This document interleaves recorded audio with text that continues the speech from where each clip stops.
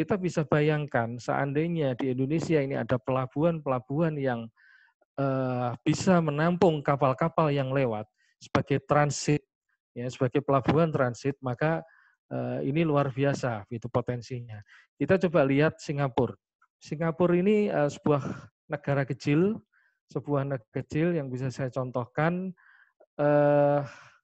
Kekayaannya ini dari potensi transit, baik itu di laut maupun di udara. Jadi kalau karena ini kita pembahasannya di laut, misalkan Port of Singapore atau pelabuhan Singapura, ini potensinya luar biasa. Dia mendatangkan devisa yang luar biasa bagi negara Singapura.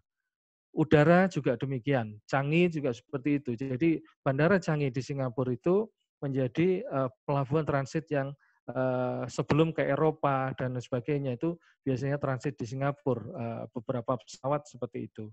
Nah, ada penawaran-penawaran yang luar biasa soalnya yang diberikan oleh negara Singapura kepada dunia supaya negaranya atau pelabuhannya bisa dijadikan sebagai pelabuhan transit. Ini kalau kita bandingkan dengan Tanjung Priok yang sebenarnya tadi juga posisinya strategis. Nah, tapi kalau Indonesia itu sebenarnya strategisnya ada di daerah Selat Malaka sini, di daerah Dumai itu yang di daerah situ yang sebenarnya strategis karena itu daerah alur Selat Malaka. Kalau kita lihat Selat Malaka itu adalah alur tersibuk yang ada di dunia, gitu. Nah, kembali ke yang di sini potensi Singapura luar biasa. Apa yang ditawarkan Singapura sehingga Singapura bisa menjadi pelabuhan transit yang sangat besar di dunia. Malaysia, Port Klang juga demikian. Itu jumlah kapal yang transit di sana serta kontainer yang melakukan bongkar muat di sana itu juga sangat besar. Nah, yang ditawarkan Singapura, kita coba lihat perbandingannya dengan Jakarta, dengan Tanjung Priok. Ini dari sisi kedalaman. Kedalaman alur untuk Singapura ini mencapai 16 meter.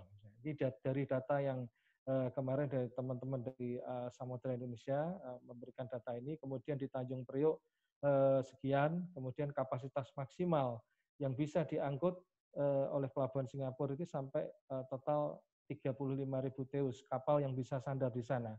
Sementara di Tanjung Priok itu hanya 12.000 teus.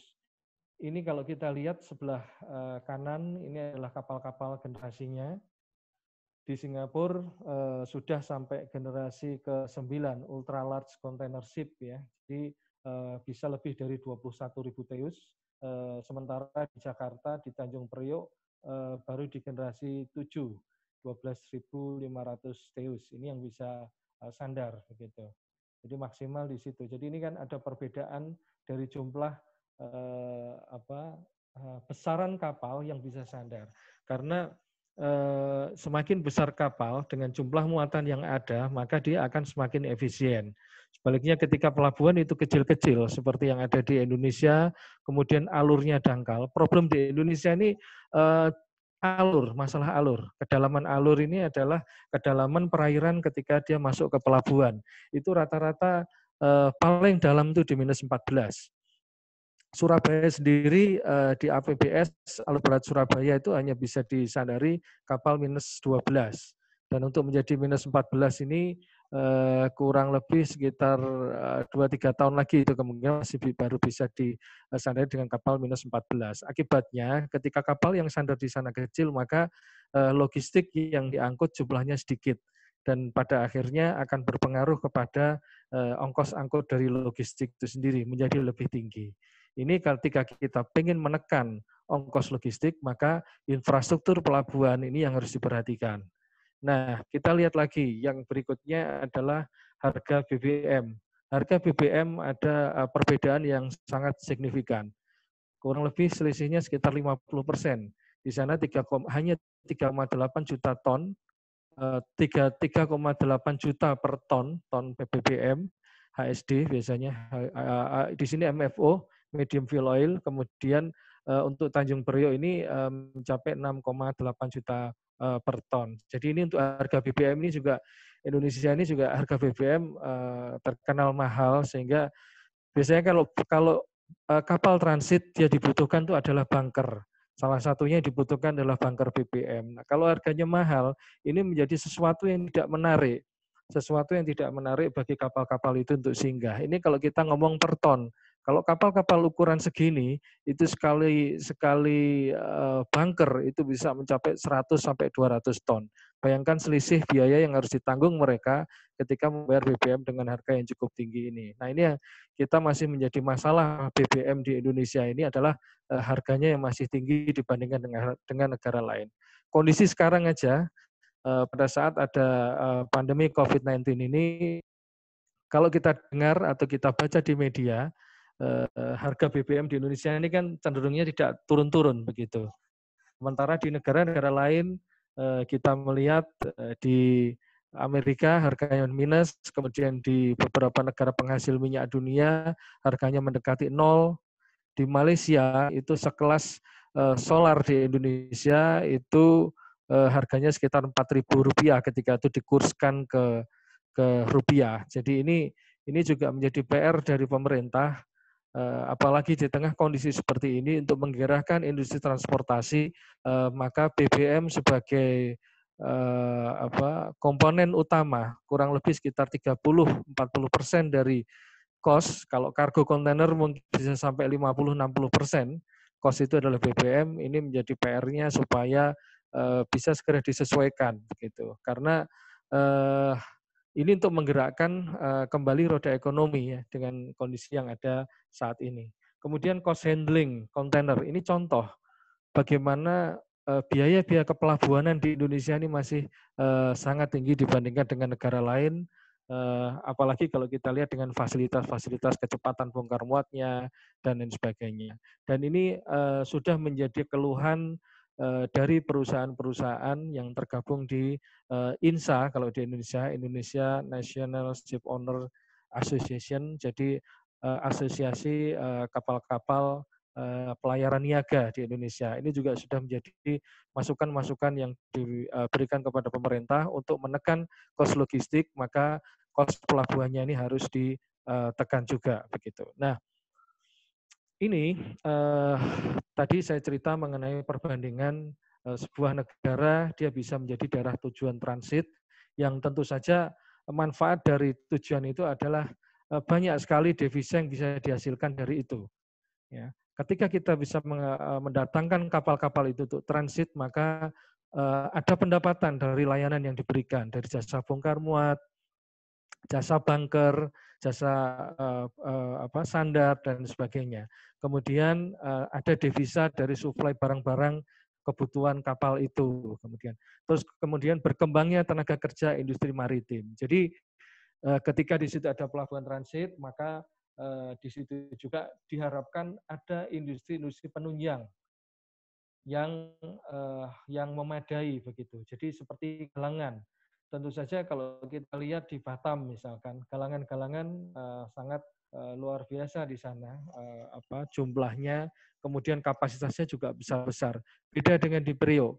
Di Priok misalkan ada beberapa galangan yang besarnya juga terbatas. Kapal-kapal yang bisa masuk ke sana besarannya itu paling ya panjang sekitar 100 sampai 150 meter. Lebih dari itu sudah kesulitan. Nah, kenapa ke industri galangan ini penting untuk menunjang industri pelabuhan?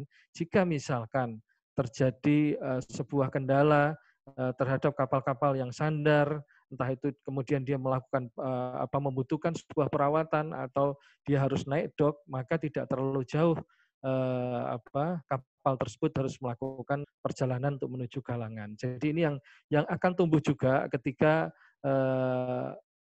sebuah negara atau pelabuhan itu bisa disinggahi banyak kapal, apalagi kapal-kapal transit dari luar negeri.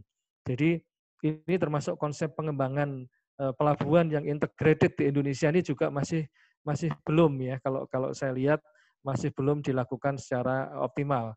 Kita lihat di Jakarta tadi seperti itu, di Surabaya juga galangan terbesar PT PAL, cuman sekarang juga kapal-kapal di atas 150 sudah tidak bisa, karena kemarin infonya dipakai untuk bangunan baru, salah satu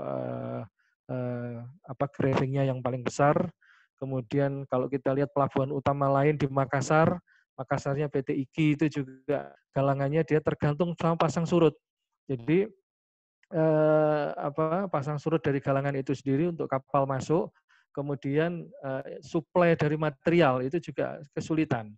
Kami sendiri dari perusahaan DLU pernah melakukan dock di sana, di IGI juga agak sulit untuk suplai material dan sebagainya. Hanya kapal-kapal kecil, kapal besar di atas 120 itu sudah tidak bisa. Jadi ini yang harus kita benahi di Indonesia supaya industri maritim ini bisa tumbuh. Jadi ini keuntungan-keuntungan yang didapatkan dari sebuah pelabuhan transit atau ketika sebuah negara itu memiliki pelabuhan transit. Nah ini perbandingan saja, mungkin data ini bisa dijadikan kita amati bahwa di Indonesia di Priok ini hanya sekitar 21% untuk jumlah kontainer yang dibongkar di sana dibandingkan dengan Singapura. Jadi ini kami dapatkan data di 2019.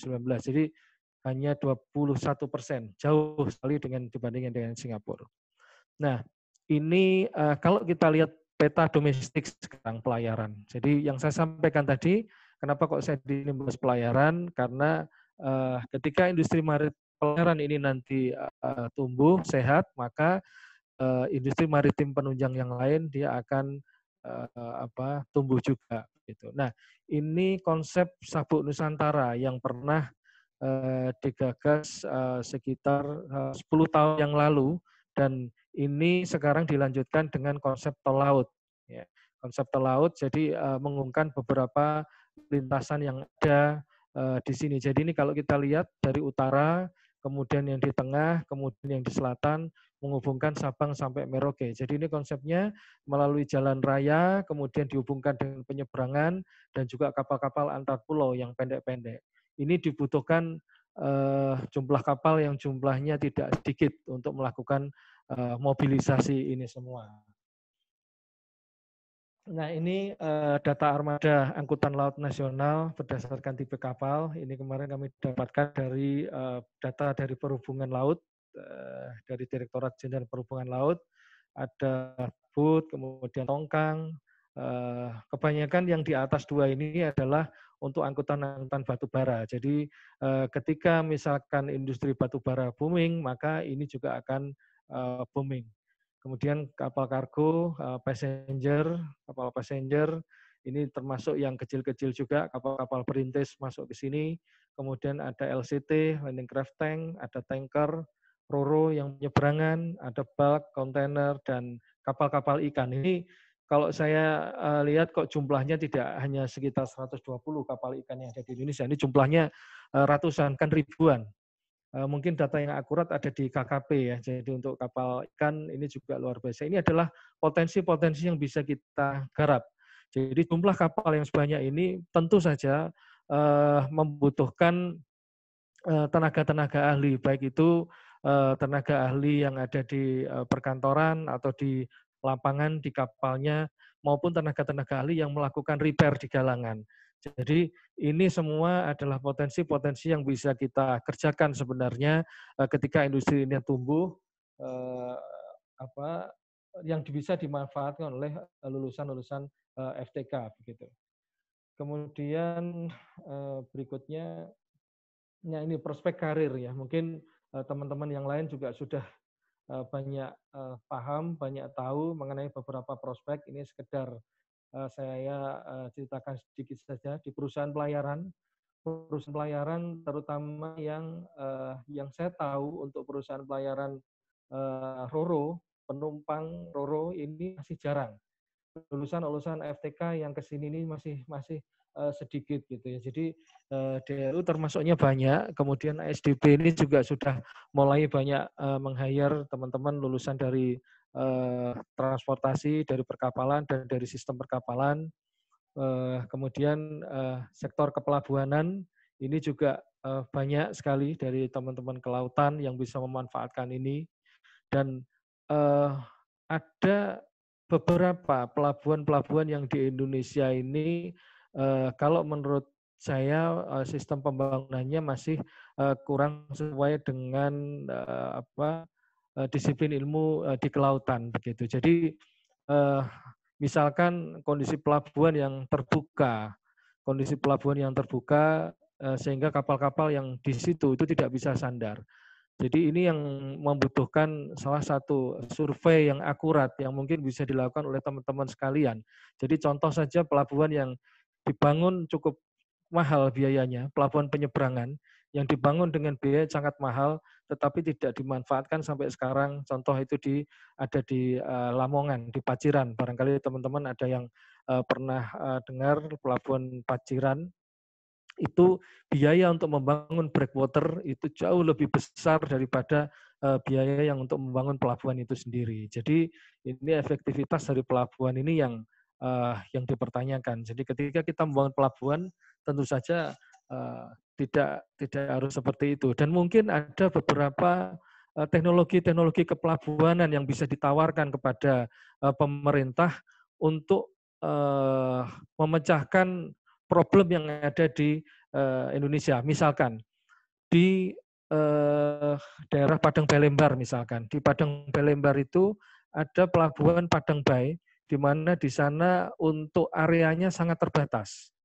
Pelabuhan Padang Bay itu areanya sudah sangat terbatas, sudah tidak bisa membangun lagi. Nah, beberapa waktu yang lalu sempat ditawarkan dari luar, dari Belanda kalau tidak salah, sistem pembangunan pelabuhan di pelabuhan yang agak terbuka dengan menggunakan breakwater-nya, tapi breakwater yang sudah didesain seminim mungkin biayanya. Nah, ini mungkin menjadi PR kita mungkin dari teman-teman kelautan untuk bisa membuat pelabuhan-pelabuhan yang efisien. Di Indonesia ini banyak kekurangan. Sehingga artinya apa? Padang Balembar itu penyeberangan itu hanya dilayani oleh 2 pasang dermaga. Padahal jumlah kapalnya di sana mencapai sekitar 39 kapal dengan 2 pasang dermaga, idle capacity yang ada itu 50%. Jadi kapal sudah tidak bisa dioperasikan lagi, harus nunggu kapal yang lain. Nah, ini PR-PR yang bisa dikerjakan, yang ketika kita benar-benar melakukan riset, kemudian dilakukan masukan-masukan pemerintah, mungkin ini bisa kita lakukan. Jangan sampai kita ketinggalan dengan lulusan-lulusan dari perguruan tinggi lain. Ya, jadi ini jangan sampai kita ketinggalan dari lulusan perguruan tinggi lain. Jadi ini yang kita harapkan bisa dimanfaatkan dari lulusan FTK. Kemudian freight forwarder, kemudian galangan kapal. Galangan kapal ini juga jumlahnya kemarin kalau data di Indonesia lebih banyak di posisi di Batam ya. Ini karena di Surabaya, kemudian juga baru bertumbuh beberapa kemarin di daerah Lamongan, kemudian di Jakarta. Ya hanya saja masalah kapal, jumlah kapal yang bisa masuk atau ukuran kapal yang bisa masuk ini masih menjadi problem di kalangan kita. Industri perbankan juga menjadi salah satu prospek yang bisa kita masuki gitu ya. Jadi dari sisi pembiayaan maritim karena dibutuhkan sekali orang-orang yang paham mengenai ini. Kemudian industri manufaktur, dan lain-lain. Dari pemerintah itu ada beberapa instansi atau departemen, kementerian yang bisa kita masuki. Kemudian perhubungan, ini dari FTK juga hanya beberapa saja yang di sini. Kebanyakan ini pelaut yang ada di sini. Nah, ini yang sebenarnya harus kita bisa rebut dalam tanda kutip ya. Jadi dari FTK lulusan yang ada di sini dulu itu kita ada posisi dirjen ya paling tinggi. Dirjen Perhubungan Laut ada 2 orang dari FTK. Sekarang sudah purna tugas. Nah, sekarang ini posisi FTK yang paling tinggi lulusannya di sini kalau nggak salah direktur sama beberapa eselon 2. Yang banyak ada beberapa, tapi ini bisa dimanfaatkan. Kemudian KKP juga demikian, Kementerian KKP, Kementerian Perindustrian ini terkait dengan industri-industri penunjang, galangan, Kementerian Perdagangan juga demikian, Kementerian Riset, Dikti, biro klasifikasi, tenaga pengajar, dan beberapa instansi pemerintah lain. Jadi ini adalah prospek-prospek yang bisa kita jalani di industri maritim. Nah, ini adalah masuk ke pilar utama Presiden Jokowi ya. Jadi yang pertama ini kita ingin Indonesia membangun kembali budaya maritim. Jadi kalau kita tahu, kita lihat dulu Indonesia ini sangat bergantung pada darat. Jadi konsep pembangunannya itu adalah land transport. Jadi transportasinya ini yang dikembangkan transportasi darat. Nah, sekarang ini transportasi laut pada saat era Jokowi ini mulai dilirik. Beberapa istilah-istilah pelaut, kemudian ada short sea shipping, itu adalah beberapa istilah yang booming ketika masa Presiden Jokowi, mulai dari tahun 2014 kemarin, kemudian dilanjut di 2019. Kemudian yang kedua ini adalah menjaga mengelola sumber daya laut, ini juga ke perikanan, industri perikanan ini juga mulai digarap, karena sebenarnya potensi ikan di Indonesia itu sangat luar biasa, dan potensi ikan di Indonesia ini kebanyakan itu tidak ada di luar negeri, karena lautnya yang unik, kemudian Indonesia ini daerahnya juga pertemuan antara dua samudera, di utara sama di selatan, ini tempat berkumpulnya ikan. Ini kalau dimanfaatkan, mungkin dari devisa yang didapatkan dari ekspor ikan itu bisa untuk menutup anggaran APBN. Jadi ini sangat besar potensinya. Tentu saja ketika ini dikembangkan, maka dibutuhkan kapal-kapal penangkap ikan yang efisien begitu. Kemudian yang berikutnya, yang ketiga, komitmen mendorong pengembangan infrastruktur konektivitas maritim dengan membangun tol laut, pelabuhan laut, logistik, industri perkapalan, serta pariwisata maritim. Nah, ini nanti kita coba, saya akan membahas beberapa hal mengenai ini, apakah saat ini sudah bisa maksimal atau belum, apa yang dicita-citakan. Karena ketika ini bisa maksimal, maka ya itu nanti yang memanfaatkan kita semua sebenarnya. Kemudian yang keempat, ini diplomasi maritim. Kemudian yang kelima adalah membangun kekuatan pertahanan maritim. Nah, di sini juga dibutuhkan adanya kapal-kapal Coast Guard, kapal-kapal angkatan laut yang kuat, sehingga di Indonesia ini kondisi kelautannya bisa aman, ikan-ikan juga tidak lari ke luar negeri, tidak dicuri oleh kapal-kapal asing, sehingga kita bisa mempertahankan sumber daya yang ada dan juga mempertahankan kedaulatan Indonesia. Nah, kondisi saat ini, yang pertama adalah masalah kebijakan tol laut yang saat ini masih belum dilakukan secara efektif. Jadi kemarin itu ada beberapa evaluasi mengenai rute-rute tol laut ini sendiri. Jadi rute tol laut ini ada beberapa itu yang masih berimpitan. Artinya begini, dari Surabaya ke Sorong, ada dari Surabaya ke daerah Bau-Bau, daerah Wanci, seperti itu. Nah, ini sebenarnya bisa diangkut dengan satu kapal, kemudian dari pelabuhan-pelabuhan kecil-kecil itu bisa ada feeder-feeder kapal-kapal kecil yang meneruskan. Karena kendalanya, tol laut ini adalah problemnya, muatan dari pelabuhan seberang itu masih kosong. Jadi rata-rata dari sini bawa muatan, tapi dari sana itu kosong.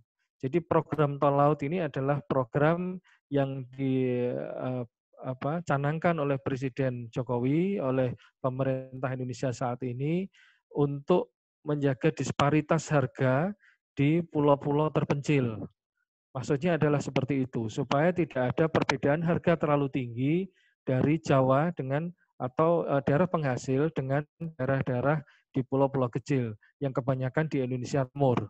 Nah, melalui program subsidi. Jadi tol laut ini operasionalnya dilakukan subsidi oleh pemerintah. Dari subsidi kekurangan biaya operasi, ada juga model subsidi dari kontainer yang diangkut. Jadi subsidi kontainernya. Ini juga seperti itu. Nah, pemanfaatan kapal-kapal tol laut ini juga masih belum bisa maksimal. Karena sebenarnya untuk memangkas harga atau untuk menjaga disparitas harga ini tidak bisa hanya dilakukan oleh transport saja, tetapi juga ada kementerian yang lain yang terlibat di sini. Jadi ada Kementerian Perdagangan yang juga ikut mengawasi jalur perdagangan pasca muatan itu turun dari kapal. Jadi kemarin kendalanya yang memanfaatkan tol laut ini hanya orang-orang tertentu. Ya, jadi misalkan saya memanfaatkan muatan tol laut, terus teman saya atau teman saya lagi hanya 3 atau 4 orang yang memanfaatkan ini, terus kemudian barang itu dengan tarif yang murah karena udah disubsidi, tetapi sampai di luar Jawa itu jualnya masih menggunakan tarif yang pasar, tarif biasanya. Ataupun kalau ada selisih itu cuma sedikit, sehingga terkadang ada pulau-pulau yang tidak disinggahi tol laut, tetapi disinggahi oleh kapal-kapal komersial yang dioperasikan oleh swasta. Itu harganya malah lebih murah.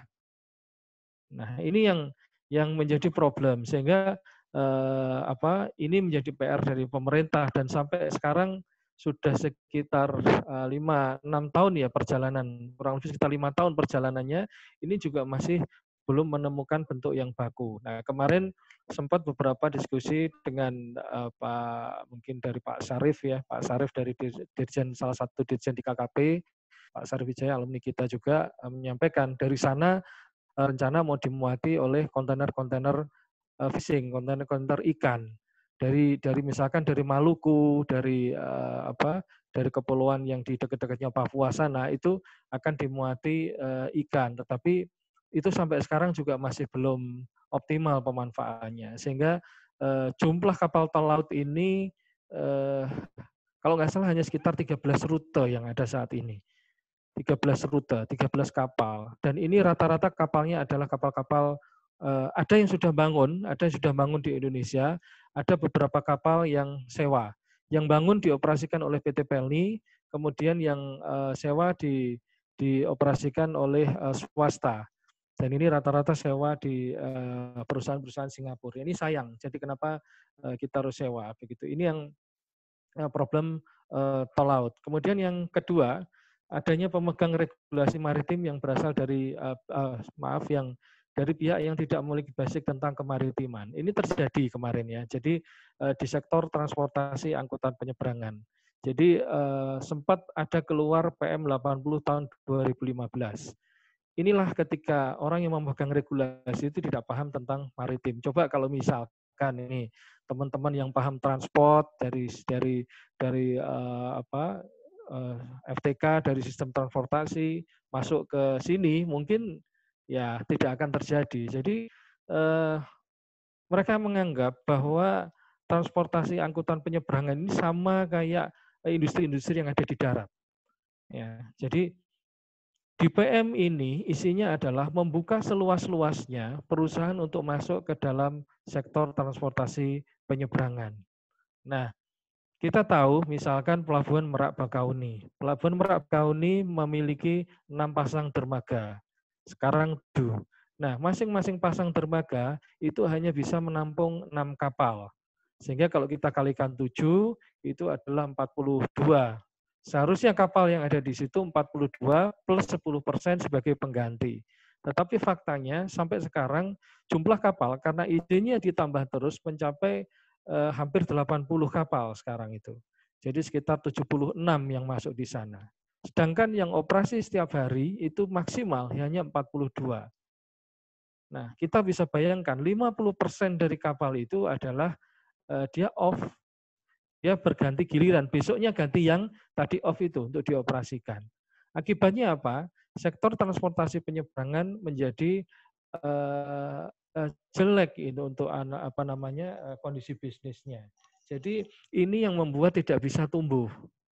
Ya. Jadi kapal-kapal itu harus menanggung fixed cost, harus ada idle capacity. Jadi kalau kita lihat di dalam transport penyeberangan, fixed cost kita itu kurang lebih mencapai 65%. 65%. Kemudian voyage-nya atau variable cost-nya mencapai sisanya. Kita bisa bayangkan fixed cost lebih besar daripada variabelnya. Jadi kapal kalau tidak operasi, dia harus bisa menanggung biaya-biaya yang muncul dari situ. Kalau kapal, industri perkapalan, industri transport itu ketika tidak beroperasi, seperti kondisi sekarang ini, terus terang di DLU ini juga kondisinya sulit, ya. untuk pasar turun sekitar 40% sekarang ini. Kami dipaksa untuk meng-off-kan beberapa kapal. Jadi karena kalau jalan terus juga nggak ada muatannya, BBM-nya terbuang. Nah, ketika meng-off-kan kapal ini, maka di atas kapal harus ada kru lengkap sesuai dengan pengawakan, di mana minimal untuk kapal penumpang itu kurang lebih sekitar 18 sampai 22 kru. Itu harus ada. Ini beda dengan misalkan sektor transportasi yang lain. Sekarang ini misalkan yang terpukul juga misalkan industri bus yang tidak boleh ngangkut mudik misalkan. Sekarang ini kan lagi gencar-gencarnya dikampanyekan bahwa kita tidak boleh mengangkut penumpang untuk mudik. Otomatis bus-bus yang ada di darat ini masuk kandang semua. Ketika dia masuk kandang, maka sudah sopirnya turun semua. Dia dimasukkan di garasi, ditutup, ya sudah selesai begitu. Tapi kalau di kapal beda. Kapal itu perawatannya itu bergantung pada umur dia itu berada di atas air, di atas laut. Jadi masa dockingnya kalau misalkan kapal angkutan penumpang seperti ini 1 tahun. Nah, kalau 1 tahun dia walaupun misalkan kondisi COVID ini kita harus berhenti 2 bulan, ya tetap tidak dipotong. Nanti selama 12 bulan berikutnya kapal itu harus melakukan pengedokan. Jadi ini yang apa namanya membedakan antara industri angkutan transportasi angkutan laut atau penyeberangan dengan industri angkutan darat. Kemudian apabila kita bandingkan dengan industri consumer goods, makanan dan lain sebagainya, ini mereka pasti akan menang-menangan servis begitu. Jadi menang-menangan servis supaya dia servisnya bagus, produknya bagus, maka customer akan banyak membeli. Tetapi yang produknya jelek, harganya mahal, mungkin dia akan dijauhi oleh pelanggannya. Sehingga di sini persaingan pasar sempurna ini akan terjadi di sini. Jadi akan terjadi persaingan pasar. Tetapi di transportasi penyeberangan tidak bisa seperti itu.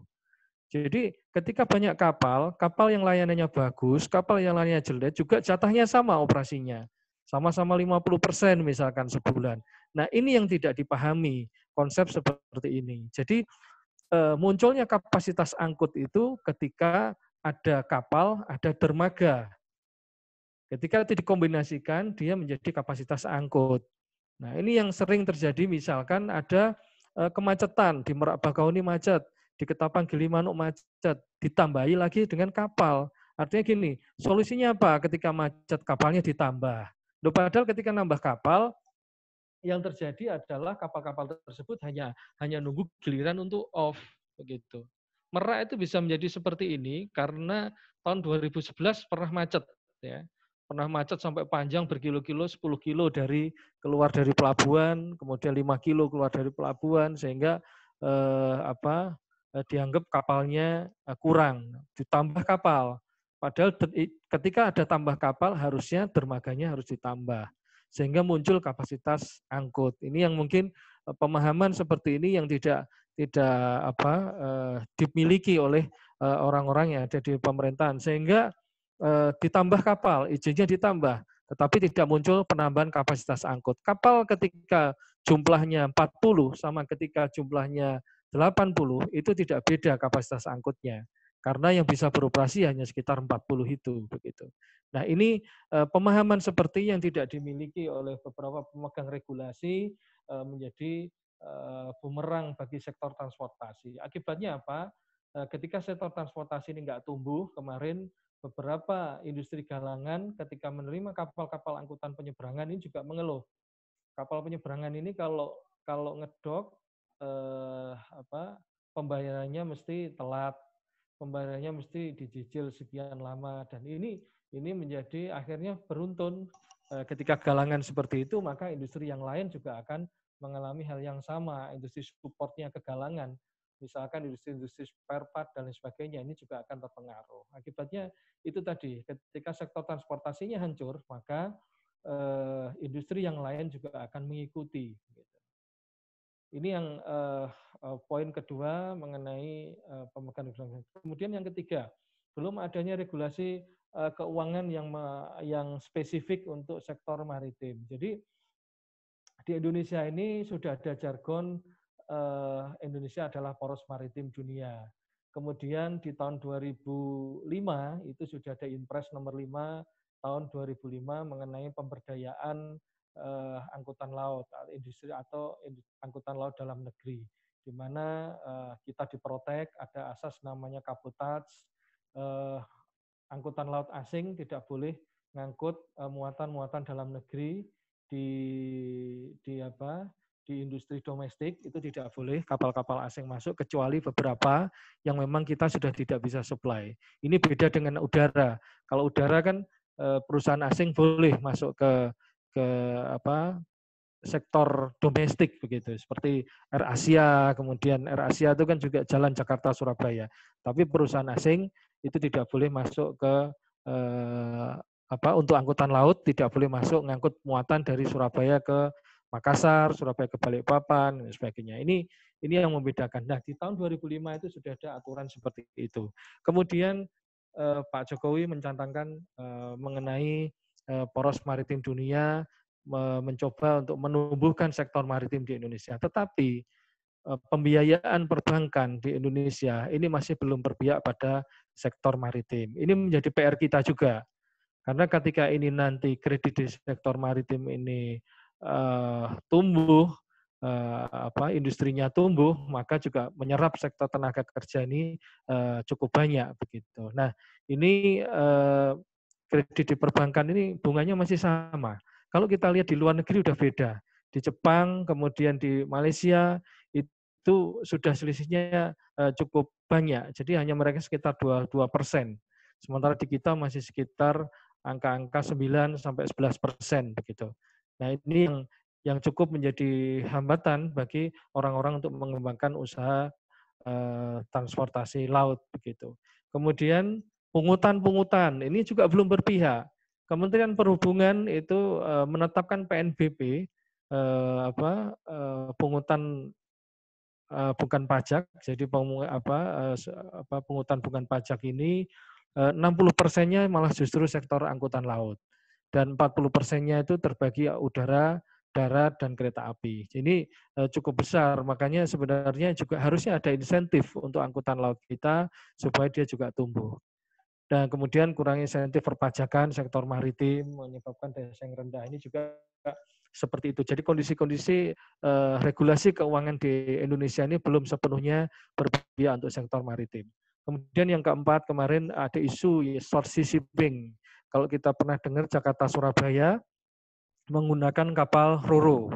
Nah, sebenarnya kemarin kita sudah memberikan masukan. Jadi Jakarta Surabaya itu akan lebih efisien ketika menggunakan kapal-kapal kontainer. Kenapa kok demikian?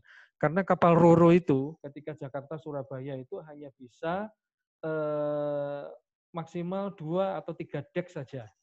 Jadi kapal Roro itu kan paling dek bawah truk, kemudian dek atasnya truk, atasnya lagi kendaraan kecil. Sudah tidak bisa untuk truk lagi begitu. Tetapi kapal kontainer itu bisa di staging sampai 7 layer, 6 sampai 7 layer. Padahal biayanya sama, bahkan justru kontainer lebih kecil karena pengawakan, masa dockingnya itu lebih hemat begitu. Jadi kalau kapal kontainer kan 30 bulan, sementara kapal Roro penumpang itu 12 bulan dia harus dock.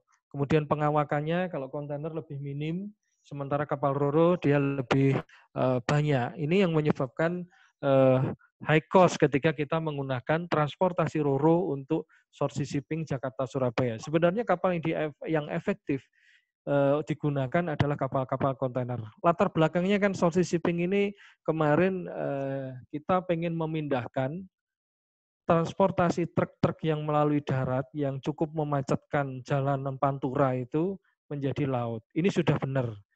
Jadi sudah benar konsep seperti ini. Kita ingin mengubah konsep jalan raya ke laut. Ini sudah benar. Tinggal media atau sarana yang digunakan untuk laut ini apa. Ini yang pemilihannya kemarin itu masih belum pas kalau menurut saya. Jadi masih menggunakan Roro. Saya pernah ngitung untuk sebuah kapal Roro Jakarta Surabaya ini untuk BEP dengan muatan sekitar 70%, kapasitas kapal sekitar 150 kendaraan, load faktornya 80% ya, 80% itu tarifnya misalkan 6 juta. Nah, sementara daya kemampuan dari pasar untuk angkutan ro-ro ini atau truk-truk itu lewat Jakarta Surabaya, dia hanya menghabiskan kos sekitar 2 sampai 2,5 juta. Nah, ini yang menjadi keberatan-keberatan kenapa kok akhirnya tidak bisa memindahkan moda laut moda darat ke moda laut.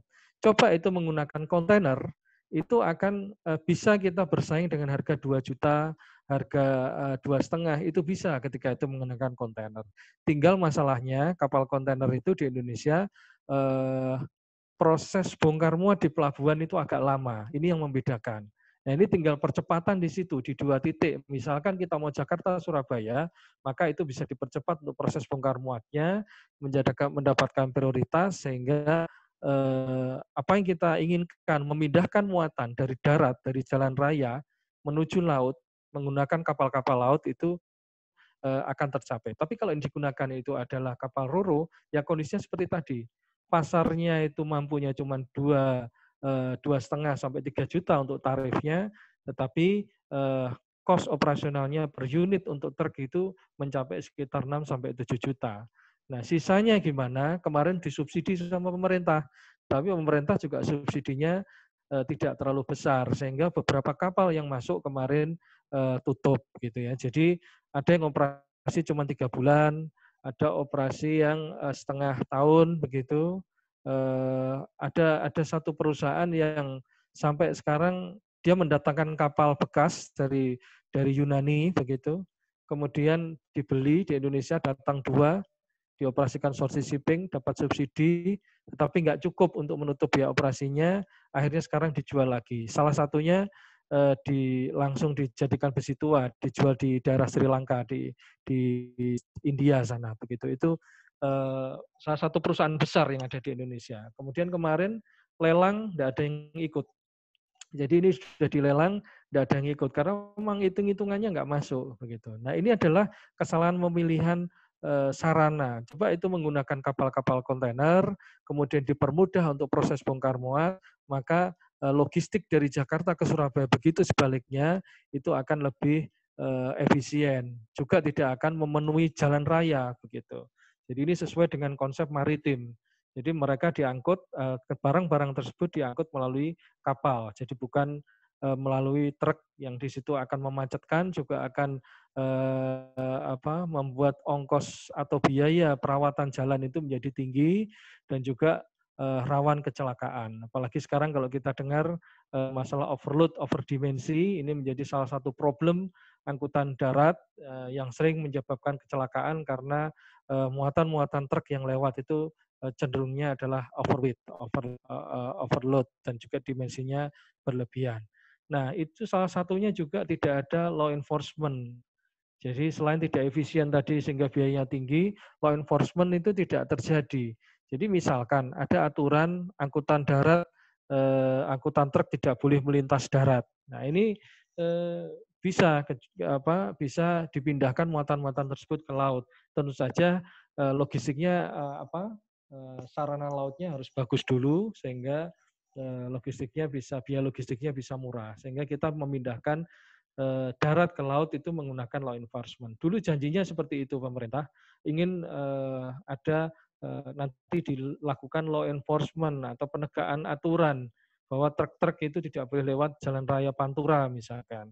Tapi kenyataannya itu tidak terjadi dan yang mati adalah angkutan short sea shipping-nya, jadi angkutan lautnya yang mati.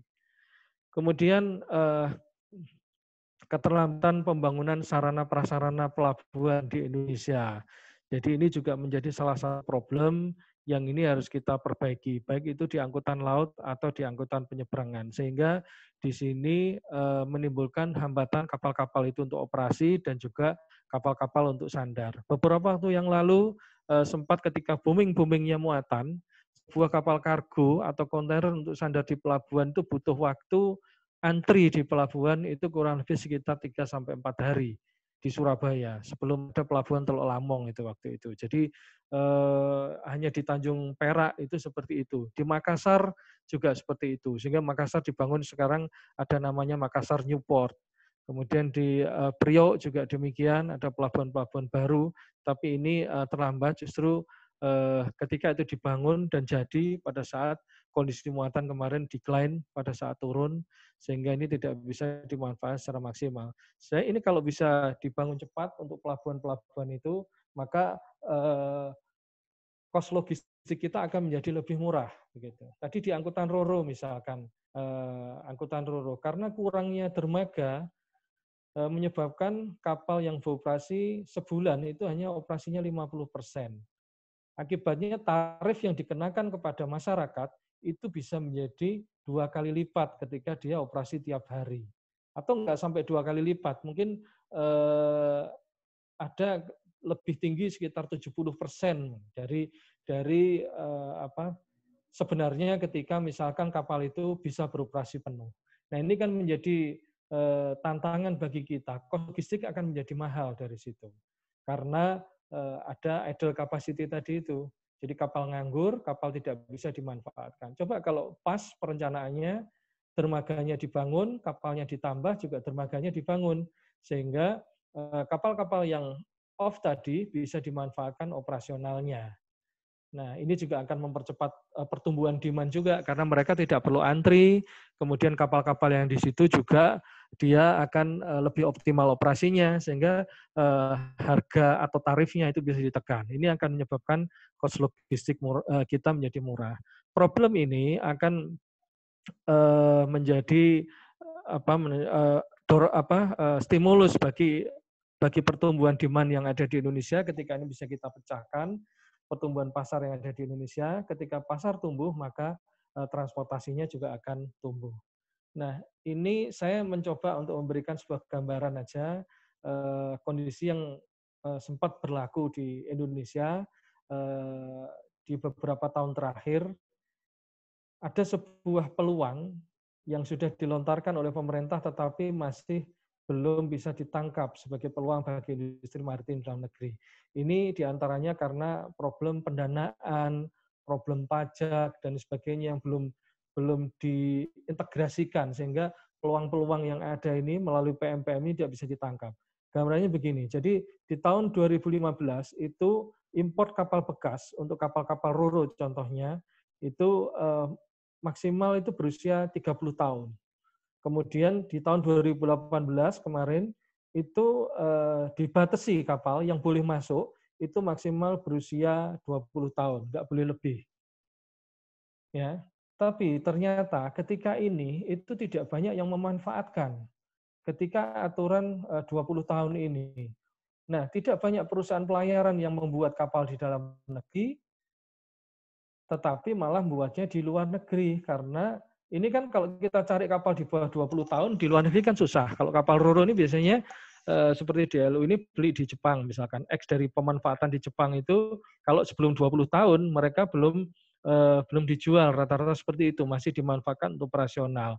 Nah, di tempat-tempat lain juga seperti itu, beli kapal rata-rata di atas 20. Nah, ketika aturan pemerintah untuk mendatangkan kapal itu di bawah 20 tahun, maka kemarin perusahaan-perusahaan pelayaran yang dalam negeri itu kesulitan. Ya, kesulitan untuk nyari kapal. Membuat kapal itu tidak di dalam negeri, tetapi malah di luar negeri. Di mana kita membuat kapal? Rata-rata kemarin itu di Cina. Itu banyak kemarin, kalau di DLU kebetulan enggak, kita tidak ada policy seperti itu, tetapi kemarin kita ada pembangunan kapal di Galangan, kebetulan DLU kan punya galangan sendiri di Madura. Kemarin kita coba buat di anak perusahaan di PT ASSI, salah satu galangan kita buat baru di situ, walaupun kosnya mahal. Di situ kita kosnya kemarin habis kurang lebih kapal itu sekitar 50 sampai 60 M ya. Kemudian ada penawaran kapal bekas gitu dari luar negeri yang dari Jepang, umur yang sekarang ya umur sekitar 22 tahun itu bisa mencapai hanya sekitar 12 M, itu perbandingannya.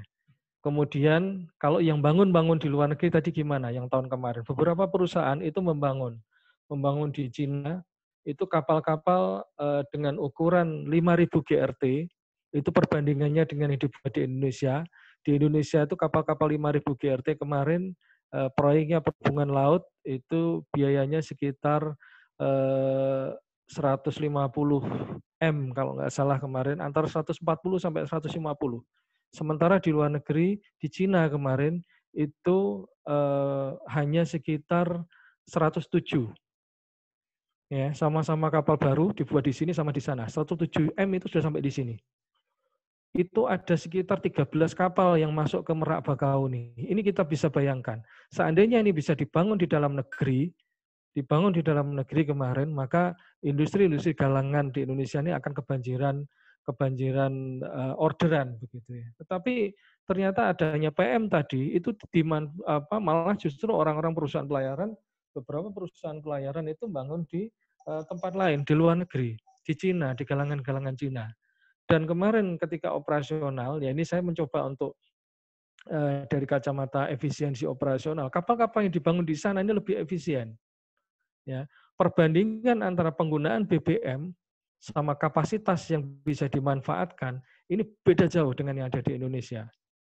Ya, jadi kemarin itu kos operasionalnya salah satu kapal dengan kapasitas yang 30% di atas kapal kita yang sama-sama 5.000 GT, kapasitasnya 30% di atasnya, tapi biaya BBM-nya, cost operation-nya itu di bawahnya 40%. Sangat hemat. Jadi dia bisa membangun kapal-kapal dengan mesin yang kecil, dengan bodi yang bagus begitu, sehingga dia efisien, speed bisa tinggi. Nah ini menjadi PR bagi kita untuk bisa menghasilkan desain-desain kapal yang bagus. Dan ini menjadi, kalau tidak ada wabah COVID-19 ini, beberapa kapal juga masih berdatangan dari sana. Ini kalau kita lihat di Merak yang paling banyak, kemudian di Tanjung Perak ini juga sudah ada beberapa kapal ro-ro yang dibuat di sana. Jadi kalau saya lihat desainnya bagus begitu. Jadi bagus dalam artian pemanfaatan space-nya itu bisa maksimal, kemudian speed-nya itu bisa bagus, rata-rata sekitar 14-15, BBM-nya konsumsinya itu sangat minim. Ya, kalau apalagi kalau dibandingkan dengan kapal-kapal bekas misalkan. Kalau kapal bekas itu kan kita nggak usah cerita ya, artinya kita beli ya given dari sana adanya desain seperti itu. Ya, salah satu kapal kita aja bandingkan ini di DLU sendiri ada kapal yang hanya kapasitas truknya itu 16, konsumsi BBM-nya sama dengan kapal mereka, kapal yang dari Cina dengan kapasitas 32. Kita bisa bayangkan konsumsi BBM sama, kapasitas mereka bisa 2 kali lipat. Ini kenapa ancaman bagi industri galangan dalam negeri. Jadi kalau misalkan atau pemerintah, kalau misalkan secara regulasi keuangan, regulasi perbankan tidak ada pembenahan, kemudian dari sisi kualitas produk yang ada di sini juga tidak ada pembenahan, maka kita akan bisa kalah dengan industri-industri yang ada di luar negeri, terutama di Cina. Kalau di Jepang tidak. Kemarin ada teman dari perusahaan pelayaran yang membuat di sana itu ketika dikurskan dolar ya sekitar 250 miliar. Jadi sama dengan pembuatan di sini, dan di sana cukup mahal kalau di Jepang. Tapi kalau di Cina itu sesuai dengan kantong kita. Jadi mereka itu galangan sana kalau membuat disesuaikan kantong kita. Kantong kita misalkan tebel ya dibuat bagus, kantong kita kalau tipis ya dibuat jelek. Dan menariknya kita hanya perlu DP 20%. 80% itu disupport oleh pemerintah. Inilah yang sebenarnya harus dilakukan oleh pemerintah kita kalau misalkan mau menggerakkan industri maritim. Mereka dibayar ketika sudah delivery. Jadi kemarin DLU sempat ditawari, cuman karena polisi perusahaan tidak ingin membangun kapal di sana, maka kita tidak ambil untuk itu. Jadi kita ditawari cukup bayar 20% untuk DP-nya, kemudian delivery kapal sampai sini. Kalau kapal yang sudah desainnya sudah ada, itu 8 bulan jadi. Kalau kapal yang desainnya kita harus approval lagi, harus ini lagi sekitar 12 bulan atau 1 tahun. itu paling lambat yang dia janjikan. Kapal sampai sini baru dilakukan pelunasan. Ini luar biasa. Jadi kekuatan industri mereka ditunjang dengan finansial yang didukung oleh pemerintah. Ini yang sebenarnya kita berharap di Indonesia juga bisa seperti itu untuk menggerakkan industri maritim. Sehingga kapal-kapal itu nggak dibuat di sana, harusnya dibuat di Indonesia begitu. Jadi galangan kita mampu kok. Jadi galangan kita mampu. Tinggal kita cari desain yang memang benar-benar efisien. Karena kemarin desain kapal 5.000 GT yang ada di perhubungan itu dikerjakan oleh teman-teman dari FTK juga, alumni FTK juga. Itu kalau menurut saya masih kalah efisien dibandingkan kapal Cina. Nah, itu yang tantangan kita ke depan yang harus kita perbaiki supaya industri maritim di tanah air ini bisa tumbuh, masalah itu. Kemudian ini harapan-harapan industri maritim dalam negeri, jadi mampu memberikan pelayanan reparasi docking yang lebih cepat dengan kualitas yang semakin baik. Jadi ini ya beberapa kelemahan yang ada di galangan-galangan Indonesia ini. Ketika kapalnya banyak, maka akan ada banyak repair yang ada di Indonesia. Nah, ini kemarin beberapa repair itu sampai kita nunggu. Jadi kapal-kapal ro-ro ini kalau bulan-bulan tertentu itu nunggu untuk docking. Jadi jumlah galangan kurang. Jadi ini yang ada di daerah-daerah Indonesia sama untuk kapal-kapal di atas 100 meter. Jadi kita itu nunggu sampai pernah hampir 1 bulan kapal itu tidak bisa naik dock karena harus nunggu kapal di depannya. Nah, tentu saja ketika galangan cukup, ketika kualitas pekerjaan dan kecepatan galangan ini cukup, maka akan ada turnover yang cukup tinggi bagi kapal-kapal yang naik ke galangan. Jadi misalkan salah satu kapal yang selama ini ketika diselesaikan membutuhkan waktu di galangan 2 minggu misalkan. Ketika dia bisa mempercepat menjadi 1 minggu, seperti yang ada kembali lagi saya contohkan di Cina, beberapa kapal tuh menyelesaikan repair-nya, galangan menyelesaikan repair-nya itu secara cepat. Itu akan ada 2 kapal yang bisa naik di situ. Dengan waktu 2 minggu diselesaikan 50%, 1 minggu, itu ada bisa 2 kapal yang naik. Jadi tidak seperti ini. Industri pelayanannya akhirnya rugi karena dia harus menunggu. Kapal itu mau dioperasikan juga tidak bisa, kemudian kalau harus segera masuk galangan juga kita harus menunggu dock space itu tersedia. Dan ini problem. Hanya ada beberapa galangan yang memiliki kapasitas untuk bisa menampung kapal-kapal lebih dari 150 meter. Apalagi sekarang, DLU punya kapal panjang 180 meter. Itu hanya bisa naik di Cirebon, maaf di mana di Banten, di SMI, sama di Batam. Nah, biaya untuk ngedok ke sana, perjalanan docking, PP itu sudah 1,2 M sendiri. Nah, ini yang harus kita pecahkan nantinya supaya industri galangan di Indonesia ini juga tumbuh. Karena sebenarnya faktanya seperti itu. Beberapa kapal besar itu ngedoknya harus di tempat yang jauh. Kemudian yang kedua memberikan pelayanan rekayasa modifikasi teknis. Jadi tadi itu untuk kita bisa ada desain kapal-kapal yang lebih efisien. Karena kalau kapalnya efisien, industri pelayarannya bisa bersaing, kos logistik murah, maka pasar akan tumbuh secara baik. Kemudian yang berikutnya mampu mendesain, membangun kapal yang efisien itu tadi. Kemudian setelah itu memberikan biaya yang kompetitif.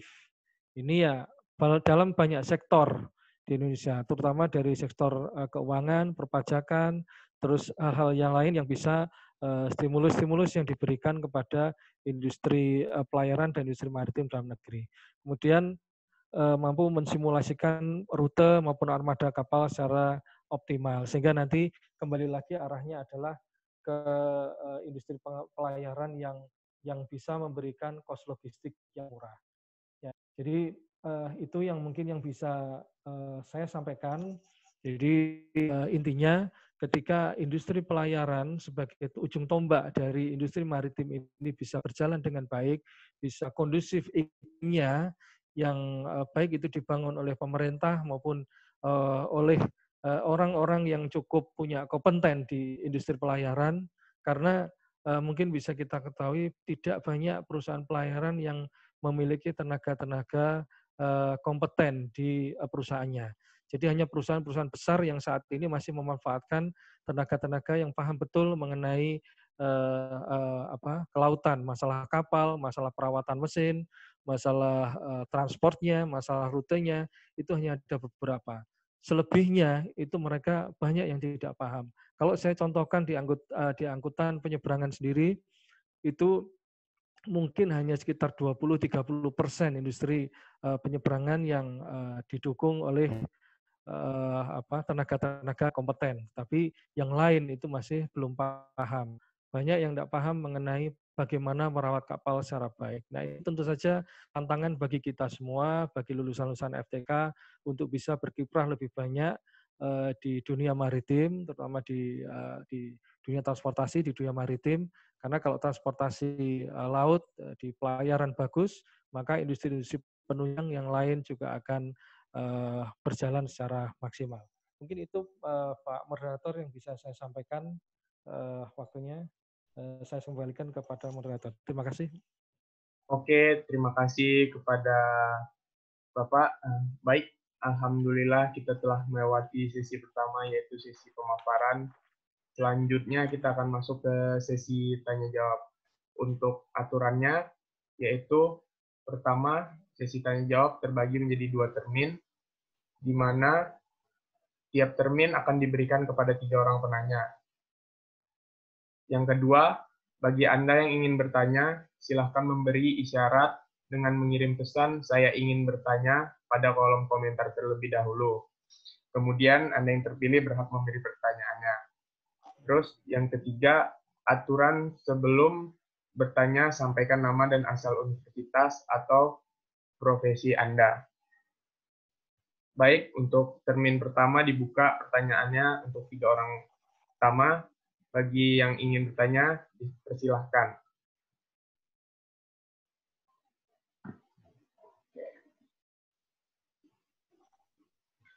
Baik, untuk pertanyaan pertama kepada Bu Suryani Mile, saya persilahkan. Saya persilahkan untuk bertanya. Ya, terima kasih moderator dan Pak Rahmatika Ardi. Paparannya bagus sekali dan ini memberikan semangat ya kalau kita melihat. Tapi mungkin perlu perkenalan dulu ya. Iya Bu, bernama dan. Oh iya. Namanya kan udah ada ya. Saya Suryani Mile dan kami kebetulan dari asosiasi kapal-kapal rekreasi kapal wisata ya. Ya, paparannya tadi sebagaimana yang saya sampaikan sangat memberikan semangat, terutama ketika kita melihat konstelasi Indonesia sebagai the biggest archipelagic state. Tentunya konsekuensi sebagai archipelagic state, the biggest archipelagic state ini, konsekuensinya kita tidak bisa dipisahkan dari apa yang namanya laut, maritim, ocean. Tentunya shipping akan memegang peranan penting di dalamnya. Nah, kalau kita lihat tadi dari beberapa kegiatan atau industri yang bergerak di pelayaran ini, mulai dari pelabuhannya, mulai dari pelayarannya itu sendiri, mulai dari angkutan dan lain sebagainya, kami setuju kalau Pak Rahmatika bilang Indonesia ini banyak kurangnya. Tetapi ini sebenarnya perbandingan yang sangat ironis ya. Banyak kurangnya, di sisi lain kita itu begitu besar potensinya. Kalau tadi ada tabel perbandingan Singapura dan Tanjung Priuk, ini sebenarnya menyedihkan kalau kita lihat secara fakta. Saya ingin menyoroti persoalan, sebenarnya ujung daripada pertanyaan ini saya ingin menyoroti kepada aspek regulasi tadi, menyangkut kebijakan atau belay tentang impor. Kalau kita lihat di salah satu juga statistik mengenai kapal-kapal tadi itu di situ ada disebutkan ada kapal-kapal apa ya Pak? Kapal penumpang, kapal kargo, kapal gas ya, dan kapal ikan dan lain sebagainya. Itu mungkin Bapak masih lupa, ada kapal-kapal wisata di dalam. Tapi apakah kapal wisata ini Bapak klasifikasikan di dalam kapal penumpang, saya tidak tahu. Tetapi ketika kita melihat angka itu, di situ ada sekitar 500-an kalau tidak salah. Itu 500 apa Pak? Tolong tabelnya di slide show. Nah ini passenger kalau kita lihat. Ini 552 apa ya Pak? 552 unit ya? Nah, saya mau sampaikan aja, kalau kita lihat angka kapal-kapal wisata yang bergerak saat ini, 500 itu sudah bisa tercover di kita. Cuman kami tidak jelas apakah 500 ini ada kapal-kapal wisata terselip di sana. Anyway, itu bukan masalah. Tapi yang jadi masalah sekarang, yang jadi masalahnya begini.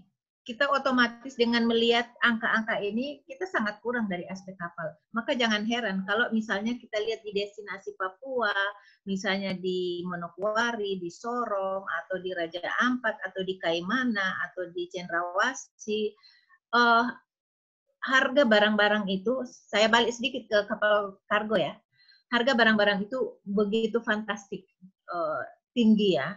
Nah, kenapa? Lah ya memang karena barang-barang yang membawa logistik ini kurang. Nah, di luar dari kita ya, kita memilih destinasi sana karena keindahan dan lain sebagainya. Ketika kita membandingkan biaya cost operation kita karena mahal dan lain sebagainya. Langsung ya. Iya Bu, langsung boleh. Oke. Ya, intinya gini, dengan kekurangan armada kapal-kapal ini, saya ingin tahu kira-kira Bapak optimis nggak? Kita bisa nggak mempengaruhi kebijakan yang ada? Misalnya impor kapal itu tolong jangan dibatasi sampai 30 tahun gitu, karena ketika kita bicara kapal itu rata-rata kan di atas 20 tahun. Kalau kita mau bikin di sini 1 galangan kapal masih kurang, 2 galangan kapal mau bikin mahal sekali, biaya masih banyak barang yang harus diimpor. Ketiga, aspek kualitas. Nah, ini yang ingin saya sampaikan, bagaimana ya upaya kita yang ada di sini, bagaimana kita bisa mempengaruhi, mengintervensi agar supaya mungkin saat ini kita butuh kapal banyak. Tolong dibuka blade itu. Persoalan kapal beda dengan industri yang lain. Jangan hanya harus melihat secara fakta bahwa kita butuh blade yang sesuai dengan kebutuhan di lapangan. Artinya, tolong jangan dipatok hanya sampai 30 tahun. Karena kita masih bisa dapat kapal-kapal yang bisa kita import dengan harga murah, tapi ya memang umur atau usia dari kapal itu lebih di atas. Yang sebenarnya kalau kita operasikan di sini masih cukup layak laut. Itu saja barangkali.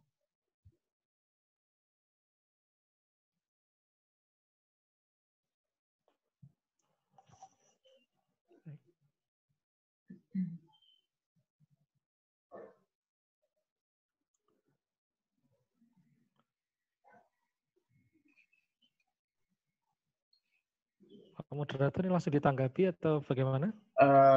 Ya, terima kasih atas pertanyaannya Bu Suryani Mileh. Kepada Bapak Rahmatika Ardianto, silahkan untuk ditanggapi. Baik, terima kasih Pak Moderator. Terima kasih Bu Suryani Mileh dari Asosiasi Kapal Wisata Indonesia. Jadi memang kami tadi, saya tidak spesifik Bu, tadi saya kelupaan juga dalam materi tidak menyertakan potensi wisata, padahal itu salah satu potensi yang luar biasa di Indonesia yang saat ini belum tergarap secara bagus untuk industri kapalnya begitu. Jadi kita lihat aja beberapa destinasi wisata, transportasi penghubungnya saja itu belum diperhatikan secara maksimal. Apalagi kita bicara masalah transportasi wisatanya. Kalau kita ngomong Sorong misalkan ke Raja Ampat dan lain sebagainya, di sana hanya ada beberapa kapal penyeberangan yang dari Sorong ke Raja Ampatnya itu, terus itu juga kapalnya saya pernah ke sana kecil-kecil posisinya, dan secara pelayanan juga kurang pas untuk sebuah kapal wisata.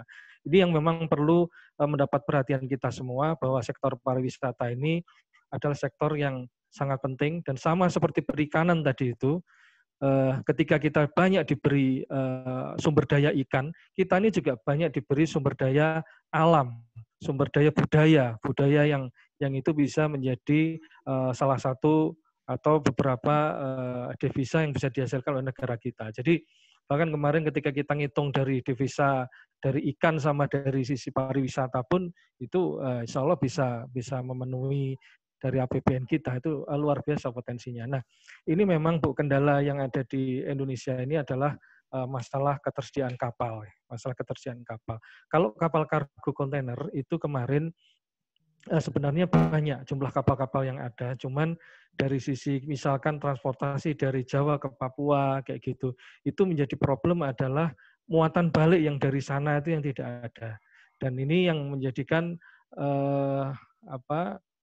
ongkos transportnya ini agak mahal. Tetapi Bu, sebenarnya cost transportnya itu tidak mahal. Jadi kalau ongkos kontainer itu satu kontainer itu dari 20 ton itu dari Surabaya menuju ke Sorong itu kurang lebih hanya sekitar 14 sampai 15 juta. Itu kalau kita bagi dengan 20 ton kan sekitar Rp750 per kilo.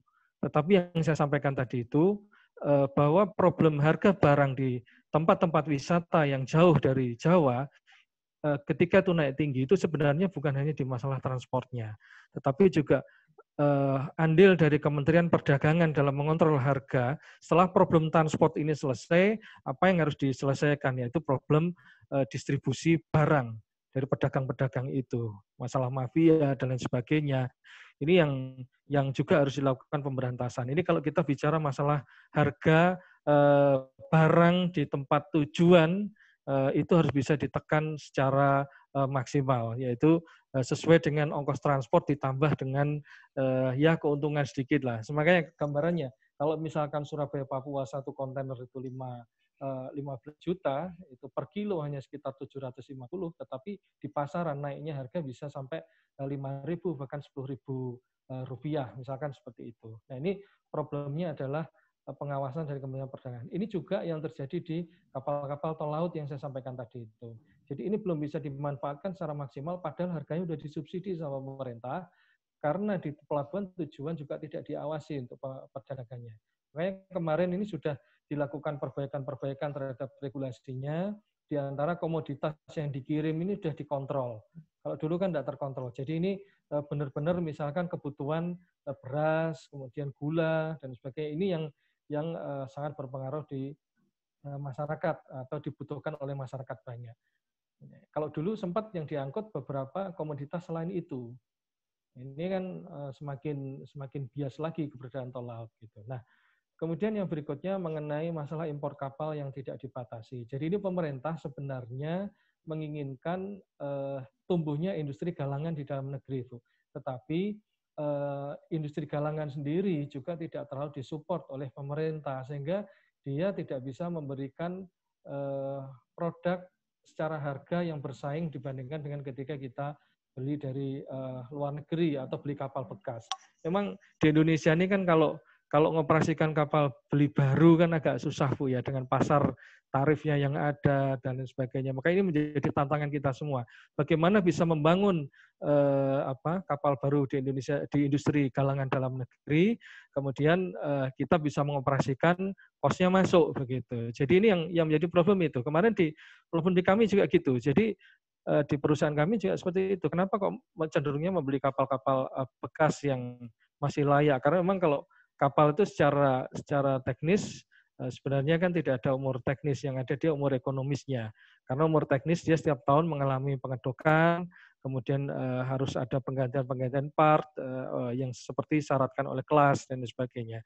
Tapi yang ada umur ekonomisnya, ketika kapal itu menjadi semakin bertambah usianya, maka secara ekonomis mungkin dia sudah tidak terlalu ekonomis lagi. Nah, tadi memang jika Ibu menyampaikan tadi banyak kapal-kapal di luar yang usianya sudah di atas itu, tetapi kualitasnya masih cukup bagus gitu. Itu memang seperti itu, Bu. Dan yang di Indonesia dioperasikan masih mampu, terus kemudian tarif yang pas ya segitu. Kalau kita beli kapal baru ya enggak bisa. Nah, ternyata yang tadi saya sampaikan, Bu, di negara lain yang tadi kapal baru itu bisa dibangun dengan harga yang sangat murah. Kemudian pengoperasiannya sangat efisien. Nah, kenapa tidak ini dibangun di dalam negeri? Gitu.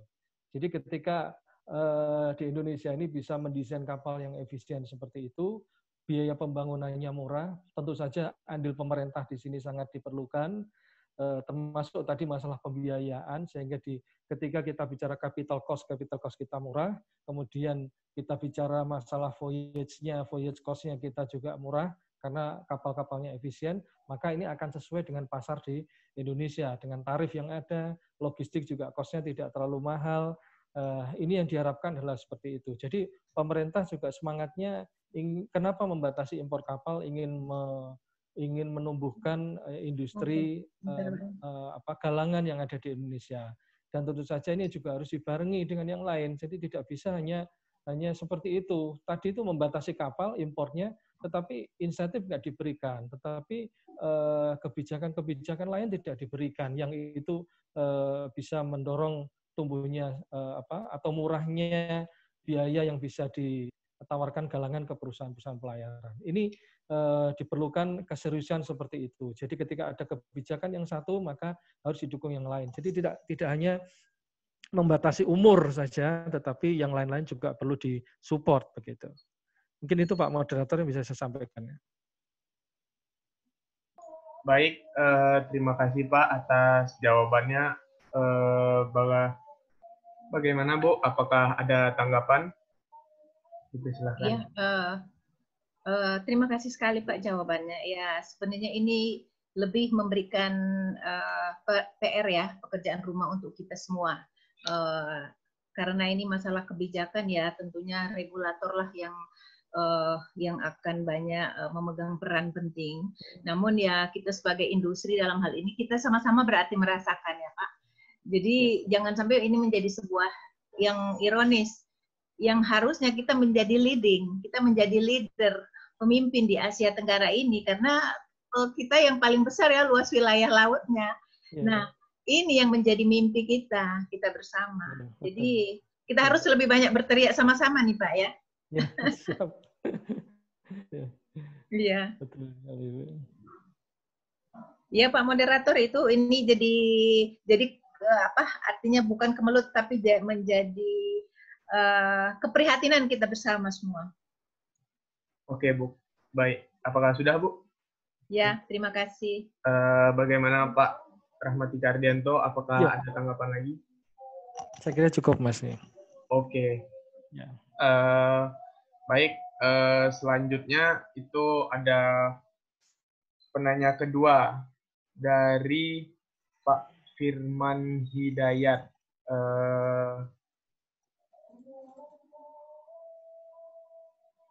Pada Pak Firman, dipersilahkan. Ya, baik. Terima kasih, Mas. Dengan Firman Susilo Hidayat. Saya dari Politeknik Perkapalan, masuk tahun 2000, kemudian lulus meneruskan juga ke Teknik Sistem Perkapalan ya di ITS tahun 2004. Saya sangat berterima kasih ini dengan Pak Rahmat, materinya menarik ya mengenai industri maritim ya. Dan cukup memberi pencerahan bahwa di Indonesia ini ternyata walaupun kita sebetulnya katanya negara maritim dan katanya nenek moyangnya seorang pelaut, ternyata mengembangkan industri maritim juga tidak mudah dan bahkan mungkin masih kalah dengan negara lain yang katanya bukan kepulauan ya. Nah, jadi saya langsung ke pertanyaan Pak, kalau di manajemen itu ada istilahnya key success factor ya, atau faktor sukses kunci ya. Mungkin dengan pengalaman Pak Rahmat ini bisa menjabat sebagai direktur di Dharma Lautan Utama, kalau nggak salah Dharma Lautan Utama itu kalau nggak pelayaran juga ada galangan juga ya. Kira-kira mungkin bisa di-share apa yang menjadi faktor sukses kunci agar industri maritim atau yang mempunyai usaha di bidang maritim itu bisa selamat dan growth ya, atau tumbuh. Kemudian strategi apa yang harus dilakukan?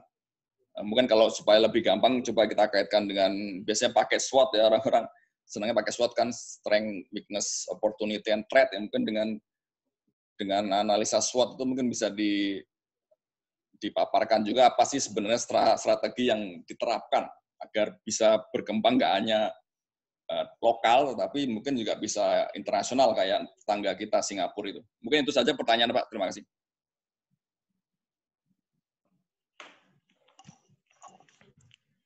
Baik, Pak Moderator. Iya, terima kasih Pak atas pertanyaannya. Dipersilahkan Pak untuk menanggapi pertanyaannya.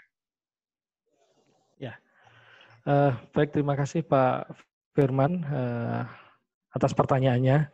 Jadi ini saya coba menjawab Pak Firman apa yang ditanyakan oleh Pak Firman.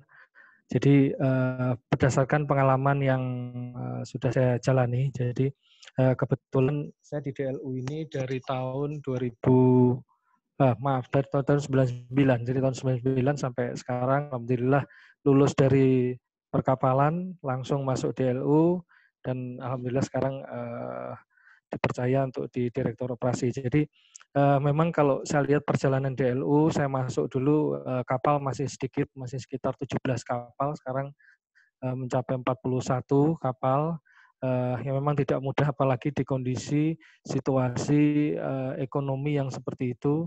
Kemudian kalau saya ceritakan tadi, saya paparkan tadi, beberapa regulasi-regulasi itu cenderungnya juga kontraproduktif terhadap perkembangan dari industri maritim itu sendiri. Jadi ini yang tantangan berat bagi kami. Nah, sebenarnya strategi kalau kita ngomong industri pelayaran, dan saya pikir industri transport yang lain, itu yang pertama adalah masalah pemilihan ini armada.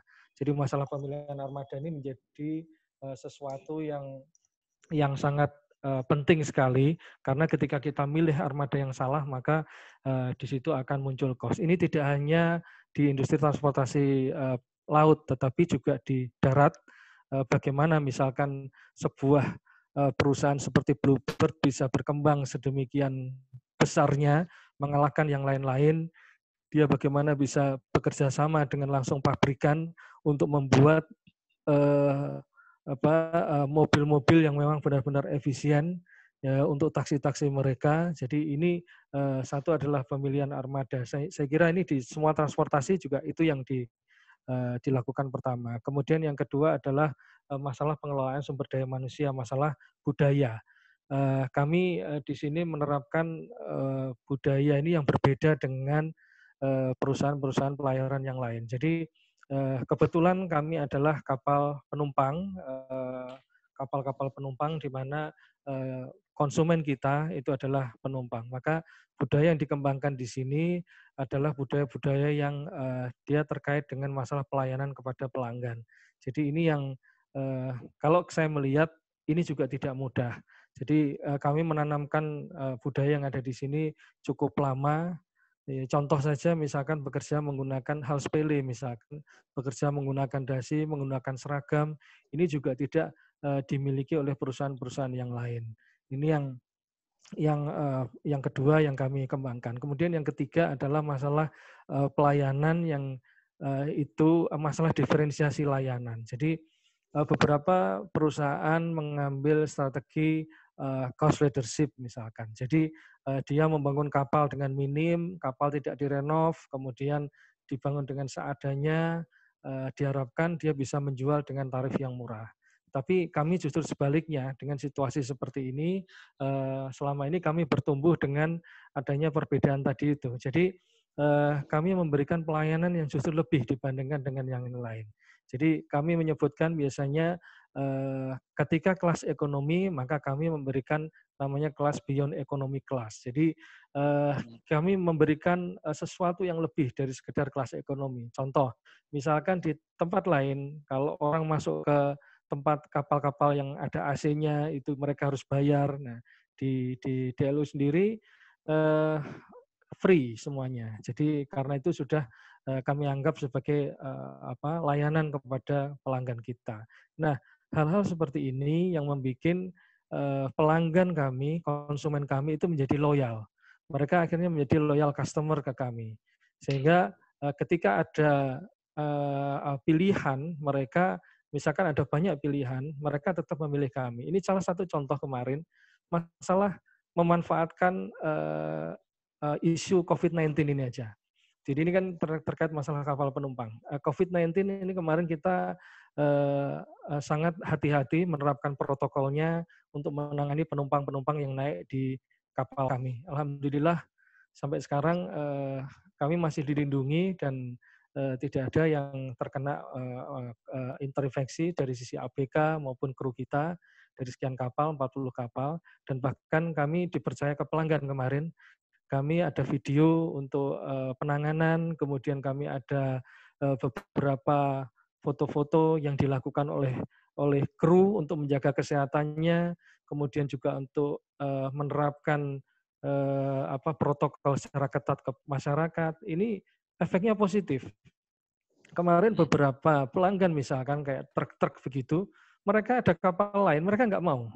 Kenapa? Karena mereka di sana takut. Takut kenapa? Ya di sana tidak diterapkan protokol seketat DLU begitu. Nah, ketika di DLU mereka merasa nyaman. Masuk diminta cuci tangan, masker diingatkan terus harus pakai masker, kemudian ABK-nya semua pakai masker, kemudian jaga jarak selalu diingatkan, kemudian bahkan sopir-sopir itu kita kasih vitamin kemarin itu. Nah, itu yang menjadi sesuatu yang menarik. Tentu saja cost-nya akan ada di situ, tapi kami sudah hitung bahwa itu impas dengan pelanggan-pelanggan, pertambahan pelanggan yang bisa naik ke kapal kita. Ini strategi yang selama ini kami jalankan ketika kita menghadapi persaingan. Ini saya bicaranya di angkutan penyeberangan, angkutan laut juga kami ada di rute jauh, jadi tidak hanya penyeberangan, tapi juga di jarak jauh, Surabaya ke Makassar, Balikpapan, di tengah-tengah adanya kompetitor-kompetitor yang lain. Mungkin itu yang walaupun memang kalau kita ngomong tadi itu regulasi-regulasi yang ada di Indonesia ini masih belum berpihak sepenuhnya kepada sektor maritim. Tapi kami berusaha dengan menonjolkan tadi itu dari pemilihan armada, kemudian SDM yang budaya perusahaan yang kita internalisasi terus ke SDM, kemudian dari sisi layanan yang menjadi keunggulan kita itu yang selama ini menjadikan keunggulan kita dibandingkan dengan perusahaan yang lain. Mungkin itu Pak yang bisa saya sampaikan. Baik Pak, atas jawabannya. Kepada Pak Firman Hidayat, apakah ada tanggapan? Ya, baik. Terima kasih Pak Rahmat. Ininya sangat inspiratif. Jadi strategi yang digunakan lebih ke arah cost leadership, ya, tetapi tetap menggunakan pelayanan yang lebih. Nah, saya yakin ada efisiensi di tempat lain, sehingga walaupun menggunakan strategi cost leadership, tapi pelayanannya tetap bisa lebih dari perusahaan lain gitu ya. Yeah. Cuma saya tadi baru ternyata DLU ini kapal ferry ya, penumpang ya. Iya, betul. Mungkin kalau saya tanya, kalau dengan persaingan dengan penerbangan gimana Pak? Iya. Baik untuk penerbangan, jadi untuk penerbangan memang kita kemarin dari sisi penumpang agak kedodoran juga waktu pada saat angkutan penerbangan itu menerapkan tarif murah. Tetapi pada saat tarif penerbangan kemarin itu dikembalikan ke porsinya, artinya kemarin kan kita coba hitung-hitungan ya, sebenarnya Jakarta-Surabaya atau penerbangan 1 jam itu ya tarifnya sebenarnya di antara di angka-angka 900 sampai 1 juta. Nah, itu pada saat tarif posisi seperti itu, kita memang bisa survive. Nah, kemarin karena pada saat tarif murah tadi itu, terus terang memang penumpang kita tergerus, Pak. Jadi kita hanya load factor kita 10-20%. Jadi itu sangat kecil, tapi yang bikin kita bisa agak survive adalah posisi kendaraan. Jadi angkutan barangnya, karena makanya kapal ro-ro itu selain penumpang juga barang. Nah, angkutan barang ini kemarin bisa mensupport pendapatan di samping dengan dari angkutan penumpang yang mengalami penurunan. Tapi tahun kemarin ya sebelum posisi tarif murah lagi akhir-akhir ini itu sempat kita penumpang agak lumayan. Memang dari sisi tarif sulit, Pak. Kalau kita bicara angkutan lautnya kemarin, sebagai contoh saja perbandingan Surabaya Balikpapan tarif angkutan laut 450.000, kemudian tarif pesawat ya di angka 600-an. Jadi selisih sedikit, pesawat cuma 1 jam lebih sedikit, sementara untuk kapal laut mencapai 30 jam pelayaran, 28 sampai 30 jam. Nah ini tentu saja kalau orang yang tidak benar-benar dia fobia pesawat, ya memang atau dia tidak mau naik pesawat, dia pengen berlama-lama di laut, ya baru naik angkutan laut. Cuma memang kemarin untuk angkutan barang ini Pak yang bisa mensupport kami sehingga masih tetap seperti ini. Itu untuk angkutan lautnya. Tapi kalau untuk penyeberangannya tidak terganggu dengan kondisi tarif pesawat tadi itu. Mungkin itu Pak Moderator. Baik, Pak Rahmatika Ardianto, terima kasih atas tanggapannya. Mungkin kita bisa lanjut ke pertanyaan selanjutnya. Bagaimana Pak Firman Hidayat? Apakah sudah diterima jawabannya? Cukup Mas. Oke, baik. Terima kasih Pak. Baik, penanya selanjutnya dari Pak Muhammad Rifki Syaifuddin, tapi beliau berpesan kepada saya buat dibacakan Pak pertanyaannya. Dia bertanya, Selat Malaka merupakan salah satu major strait. Kita asumsikan contoh bayar asuransi 1% dari barang per komoditas yang diangkut kapal niaga yang melalui Selat Malaka. Jika kita asuransikan atau kita pajakkan lumayan untuk pendapatan devisa negara, bagaimana kebijakan sikap kita untuk mengendalikan dan mengimplementasikan Selat Malaka itu sebagai aset bangsa negara Indonesia? Baik Pak, itu pertanyaan dari Pak Muhammad Rifki Syaifuddin. Kepada Pak Rahmatika Ardianto, dipersilakan untuk menjawab. Gimana Mas tadi Mas ininya Mas? Untuk Selat Malaka? Untuk Selat Malaka merupakan salah satu major strait. Kita asumsikan contoh bayar asuransi 1% dari barang per komoditas yang diangkut kapal niaga yang melalui Selat Malaka.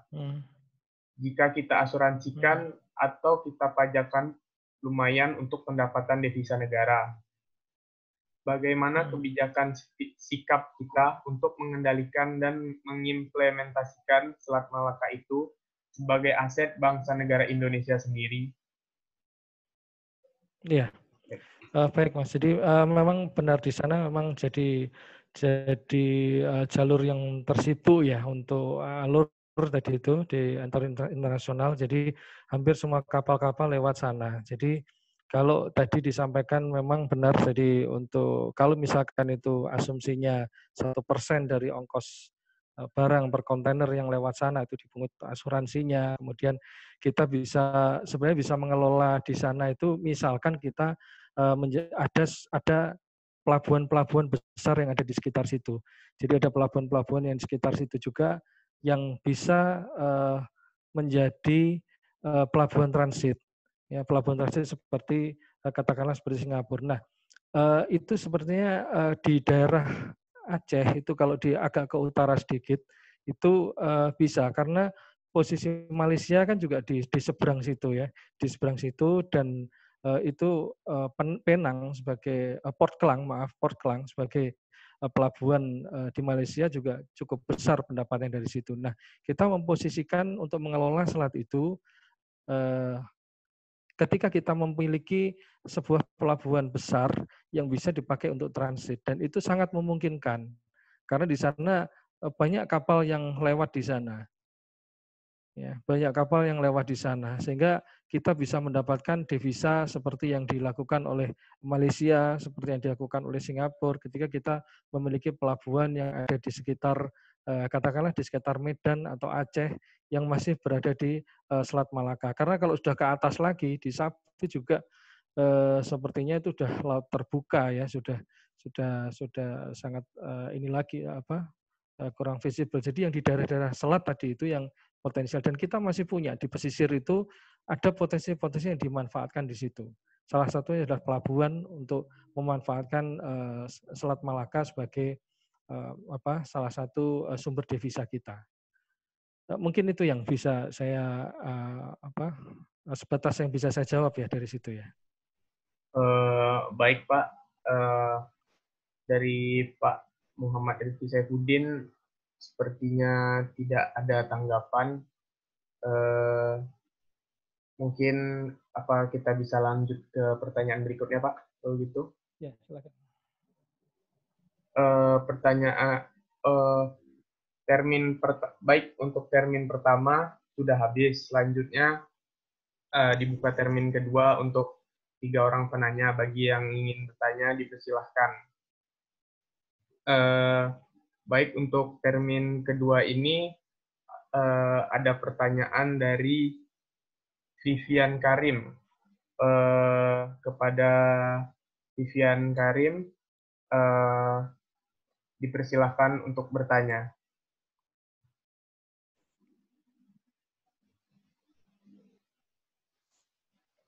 Ya, terima kasih. Assalamualaikum warahmatullahi wabarakatuh. Saya dari Universitas Negeri Jakarta, UNJ. Jadi kebetulan sama alumni FTK juga di Teknik Kelautan dulu ya. Dan S2 juga di situ di transportasi laut. Kebetulan di UNJ ini di transportasi, ada di kepelabuhanan ya. Nah, yang saya ingin tanyakan sebenarnya terkait dengan ini ya Pak, peran komunitas komunitas kampus atau perguruan tinggi itu seperti apa Pak, melihat kondisi yang sekarang memang masih tertati-tati begitu dalam membentuk Indonesia yang sebagai poros maritim itu. Kita tahu bahwa sebenarnya universitas di Indonesia yang mengkaji tentang transportasi laut, tentang kelautan memang idealnya memang belum banyak ya, tapi artinya sudah ada. Nah, bagaimana Bapak melihat sebagai praktisi, kira-kira peran dari kampus ini seperti apa sehingga bisa juga memberikan sumbangsi dan saran juga kepada pemerintah agar memang benar-benar gotong royong yang tadi kita harapkan bisa membantu pergerakan ekonomi Indonesia menjadi lebih baik itu bisa tercapai begitu. Saya kira itu saja Pak pertanyaan saya. Terima kasih. Assalamualaikum warahmatullahi wabarakatuh. Terima kasih kepada Pak Vivian Karim. Mungkin kepada Pak Rahmatika Ardianto bisa memberi jawabannya. Persilahkan Pak.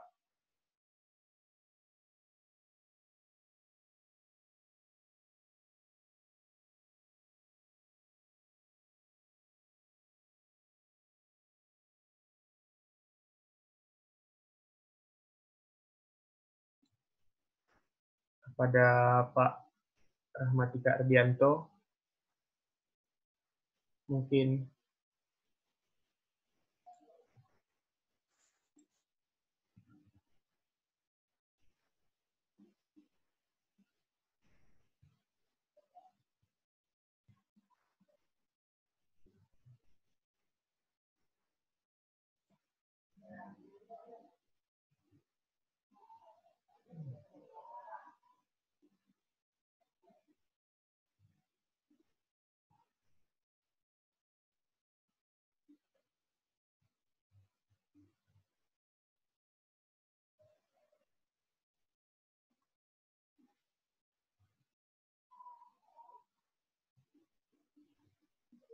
Oke. Kepada Pak Rahmatika Ardianto, mungkin bisa memberi jawaban atas pertanyaan tadi. Terima kasih.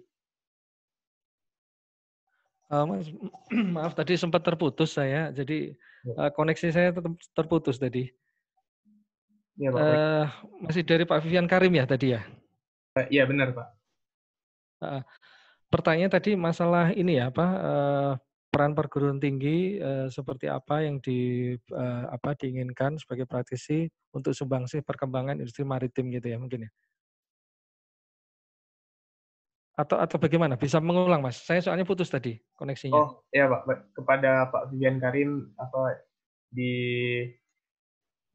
bisa Mohon mengulang maaf Pak, putus Pak tadi koneksinya. mengulang pertanyaannya tadi.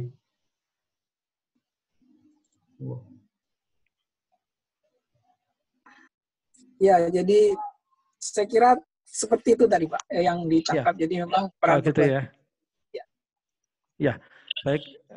Terima kasih saya jawab Pak Moderator. Terima kasih Pak Vivian Karim atas pertanyaannya. Memang yang kami rasakan saat ini peran perguruan tinggi untuk ya memang sudah ada ya dari beberapa perguruan tinggi yang saat ini juga berkontribusi untuk kebijakan-kebijakan di sektor transportasi ya. Jadi cuman memang kalau saya rasakan itu belum maksimal. Ada beberapa kemarin ketika ada menteri yang lama itu sempat katakanlah di Kementerian Perhubungan yang saya tahu menteri yang lama kemarin sempat menyampaikan bahwa dia menggunakan tenaga-tenaga perguruan tinggi sebagai backup dari analisa kebijakan yang akan dilempar ke masyarakat begitu. Cuman beda menteri, beda strategi lagi. Menteri yang ini sudah beda lagi. Jadi beberapa pendapat-pendapat dari Anu itu sepertinya kok sudah enggak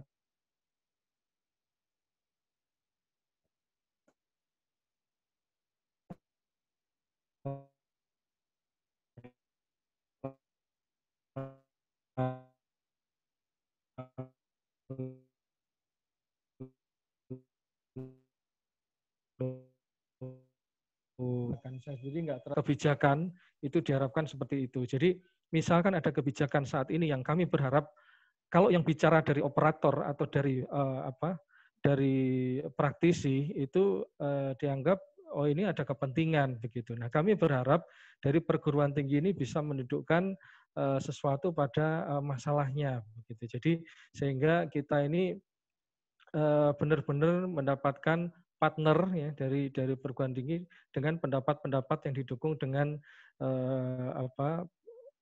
keilmuan ya. Jadi didukung dengan teori-teori yang pas begitu. Itu yang kami harapkan adalah seperti itu Pak Vivian Karim. Oke, terima kasih Pak atas jawabannya. Kepada Pak Vivian Karim, apakah ada tanggapan?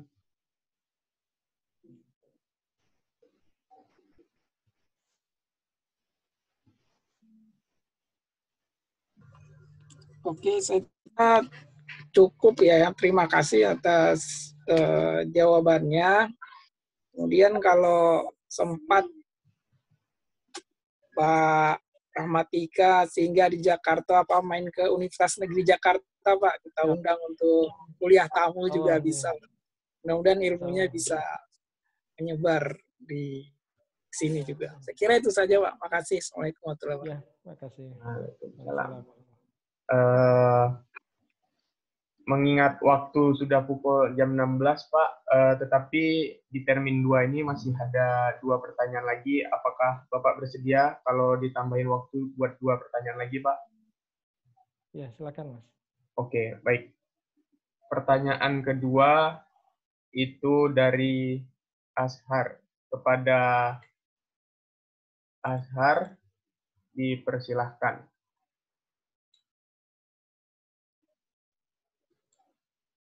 Oke, pada Pak Ashar, silakan.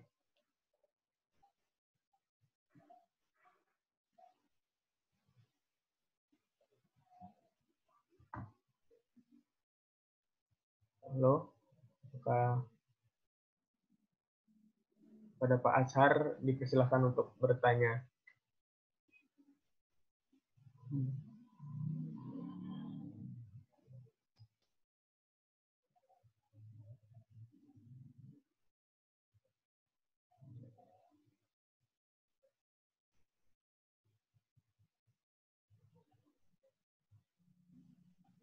Pada Pak Ashar. mungkin Pak Rahmatika, kita mungkin bisa lanjut ke pertanyaan yang ketiga aja dulu, Pak. Pertanyaan ketiga itu dari Pak Oki Hermawan. Kepada Pak Oki Hermawan, dipersilahkan. Ya, Assalamualaikum warahmatullahi wabarakatuh. Waalaikumsalam. Ya, terima kasih Mas Ihsanul atas kesempatannya. Terima kasih juga dengan Pak Rahmatika atas pemaparannya ya. Masya Allah tadi buat kami ya, buat saya ini bagus sekali Pak ya. Banyak sekali peluang-peluang yang saya tangkap ya. Dan mungkin khususnya untuk regulator, untuk mereka yang duduk di kursi pemerintahan ini, PR-PR-nya itu banyak di sana sebetulnya. Nah, tapi terus terang ini Pak, kalau kita lihat, ini kan audien kita ini memang sebagian saya lihat ini ada orang dari pemerintahan ya, ini kebetulan saya lihat ada Pak Adnan di sini yang di perhubungan ya. Insya Allah mungkin Pak Adnan bisa jadi apa ya, memediatori ya ini untuk disampaikan ke pemerintah ya. Nah, sekarang khususnya untuk para pemula-pemula ini, Pak. Jadi mereka yang baru lulus. Nah, terus terang kondisi saat ini itu kan kurang bagus terus untuk industri maritim. Ya, termasuk dengan ya anjloknya harga crude oil, terus kemudian COVID ini apalagi ya ditambah banyak-banyak beberapa ya kondisi-kondisi yang lain ya. Nah, ini kira-kira Bapak sebagai user ya bahkan mungkin sekarang sudah di top manajemen level di DLU, Bapak bisa melihat nih kira-kira peluang apa yang memungkinkan ya, peluang usaha pendukung apa ini yang paling memungkinkan untuk dikerjakan secara konkret, dimulai dirintis dari awal ya ini kepada para pemuda-pemuda ini Pak. Jadi yang mereka punya semangat tinggi ini supaya yang baru lulus supaya mereka enggak berpangku tangan, kita cari kerja, interview sana sini. Nah, kira-kira apa ini yang bisa kita kerjakan? Paling enggak yang konkret yang bisa kita startup awal yang bisa kita lakukan mungkin dengan modal yang tidak terlalu besar tapi untuk mendukung pelaksanaan usaha maritim ini, Pak. Ya, itu mungkin dari saya, Pak. Baik. Oke, baik kepada Pak Oki Hermawan, terima kasih atas pertanyaannya. Kepada Pak Rahmatika Ardianto, dipersilakan untuk memberikan jawaban.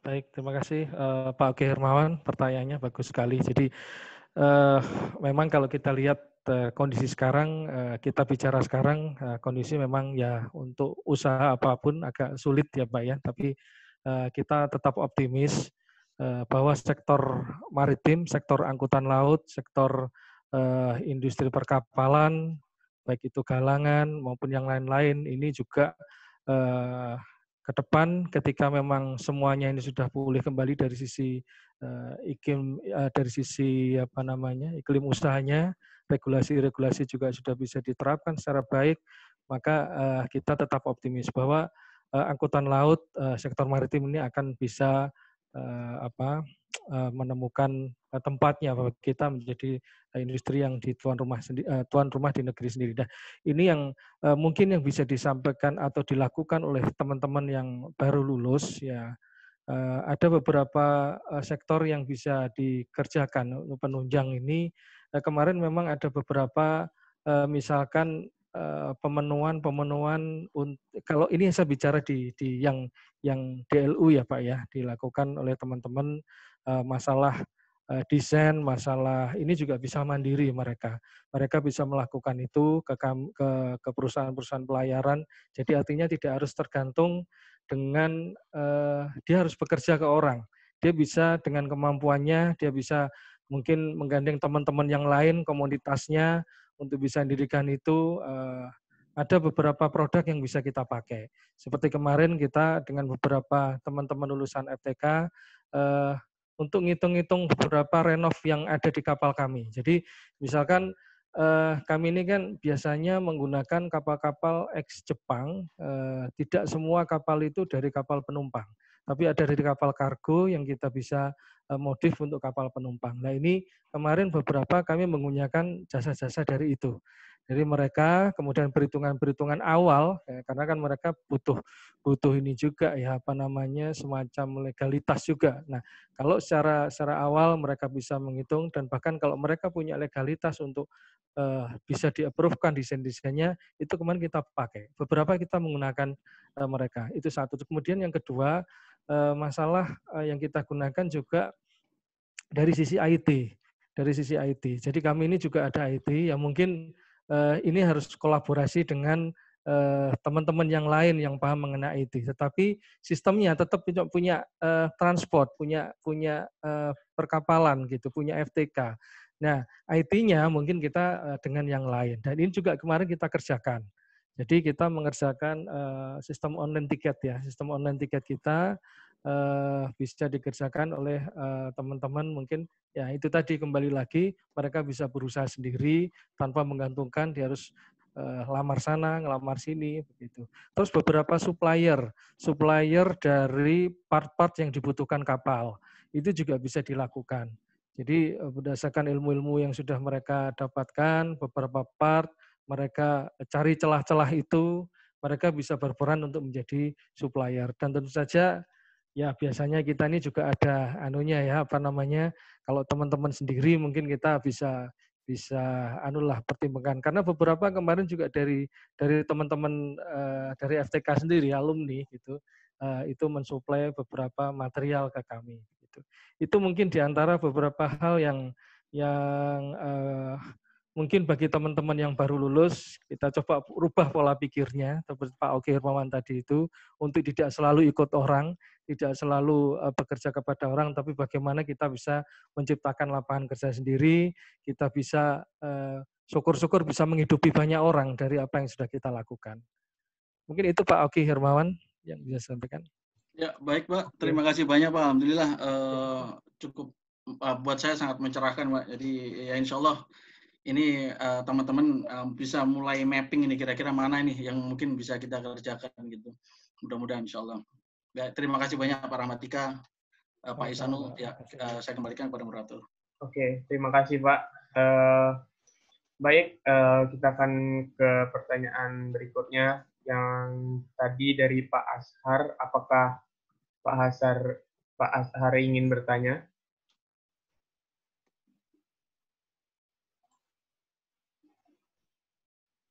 Dengan Pak Ashar.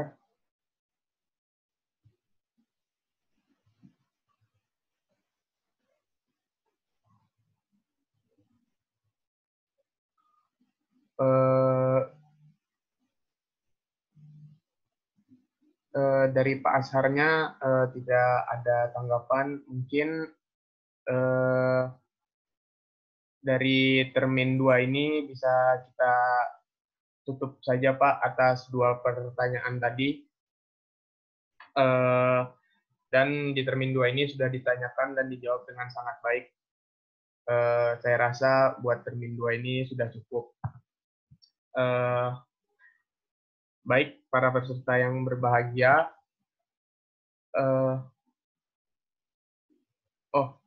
Maaf Pak Rahmatika, tadi dengan Pak Ashar tadi sedang bermasalah dengan laptopnya, jadi saya berpesan dengan saya untuk memberikan pertanyaannya. Gimana Pak Rahmatika? Ya, saya. Ya,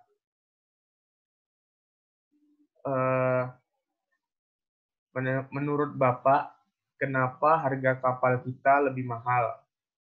Dan menurut pendapat Bapak, kebijakan pemerintah yang pas seperti apakah yang bisa menjadikan harga kapal yang dibikin oleh Indonesia bisa lebih murah dibandingkan dengan negara lain, misalnya Cina ataupun Malaysia atau Vietnam?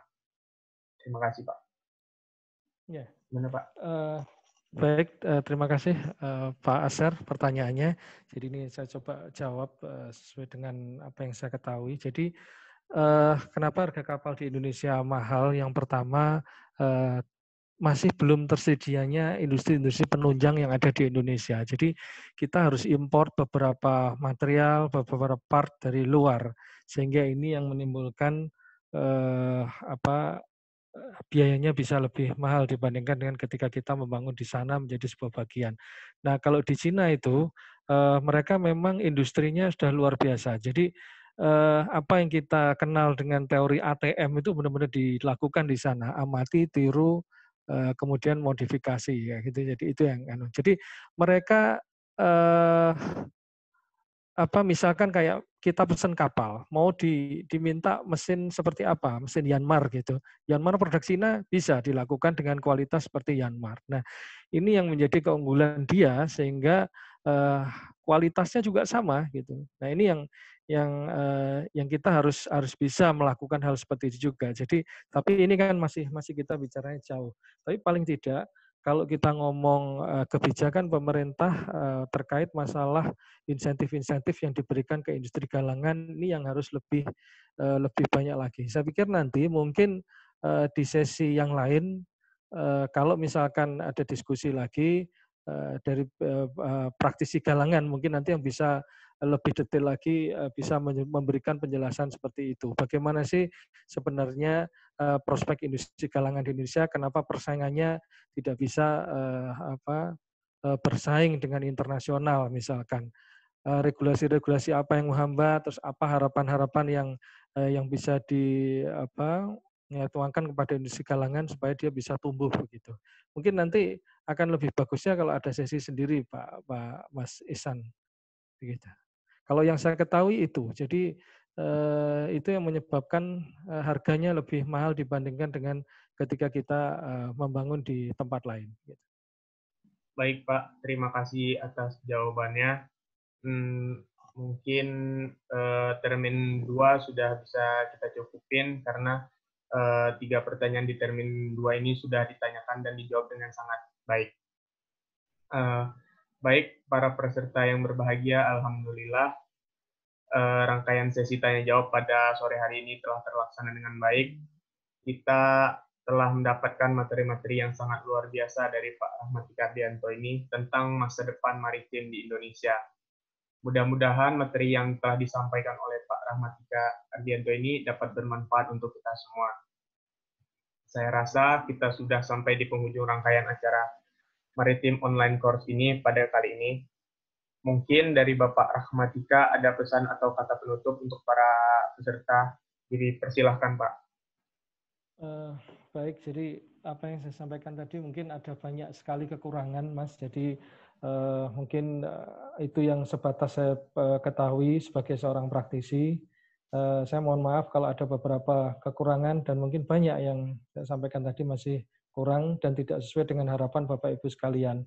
Jadi yang ingin saya tekankan, yang ingin saya sampaikan di sini bahwa kita memang harus optimis bahwa industri maritim di Indonesia ini kalau memang dikelola dengan baik, melihat potensinya yang luar biasa, maka industri ini akan tumbuh secara baik dan kita sebagai alumni FTK akan bisa memanfaatkan tumbuhnya industri tersebut. Mungkin itu saja yang saya sampaikan Mas Ihsan, dan saya terima kasih kepada Bapak Ibu sekalian atas perhatiannya. Baik Pak, terima kasih atas kesan dan pesannya. Terakhir saya ucapkan terima kasih yang sebesar-besarnya kepada narasumber kita Bapak Rahmatika Ardianto ST yang telah berbagi ilmunya yang sangat luar biasa. Juga terima kasih saya ucapkan kepada peserta yang begitu antusiasnya menyimak serta bertanya. Baik, akhir kata saya Ihsanul Hafiz sebagai moderator kali ini pamit undur diri. Terima kasih dan wassalamualaikum warahmatullahi wabarakatuh. Waalaikumsalam warahmatullahi wabarakatuh.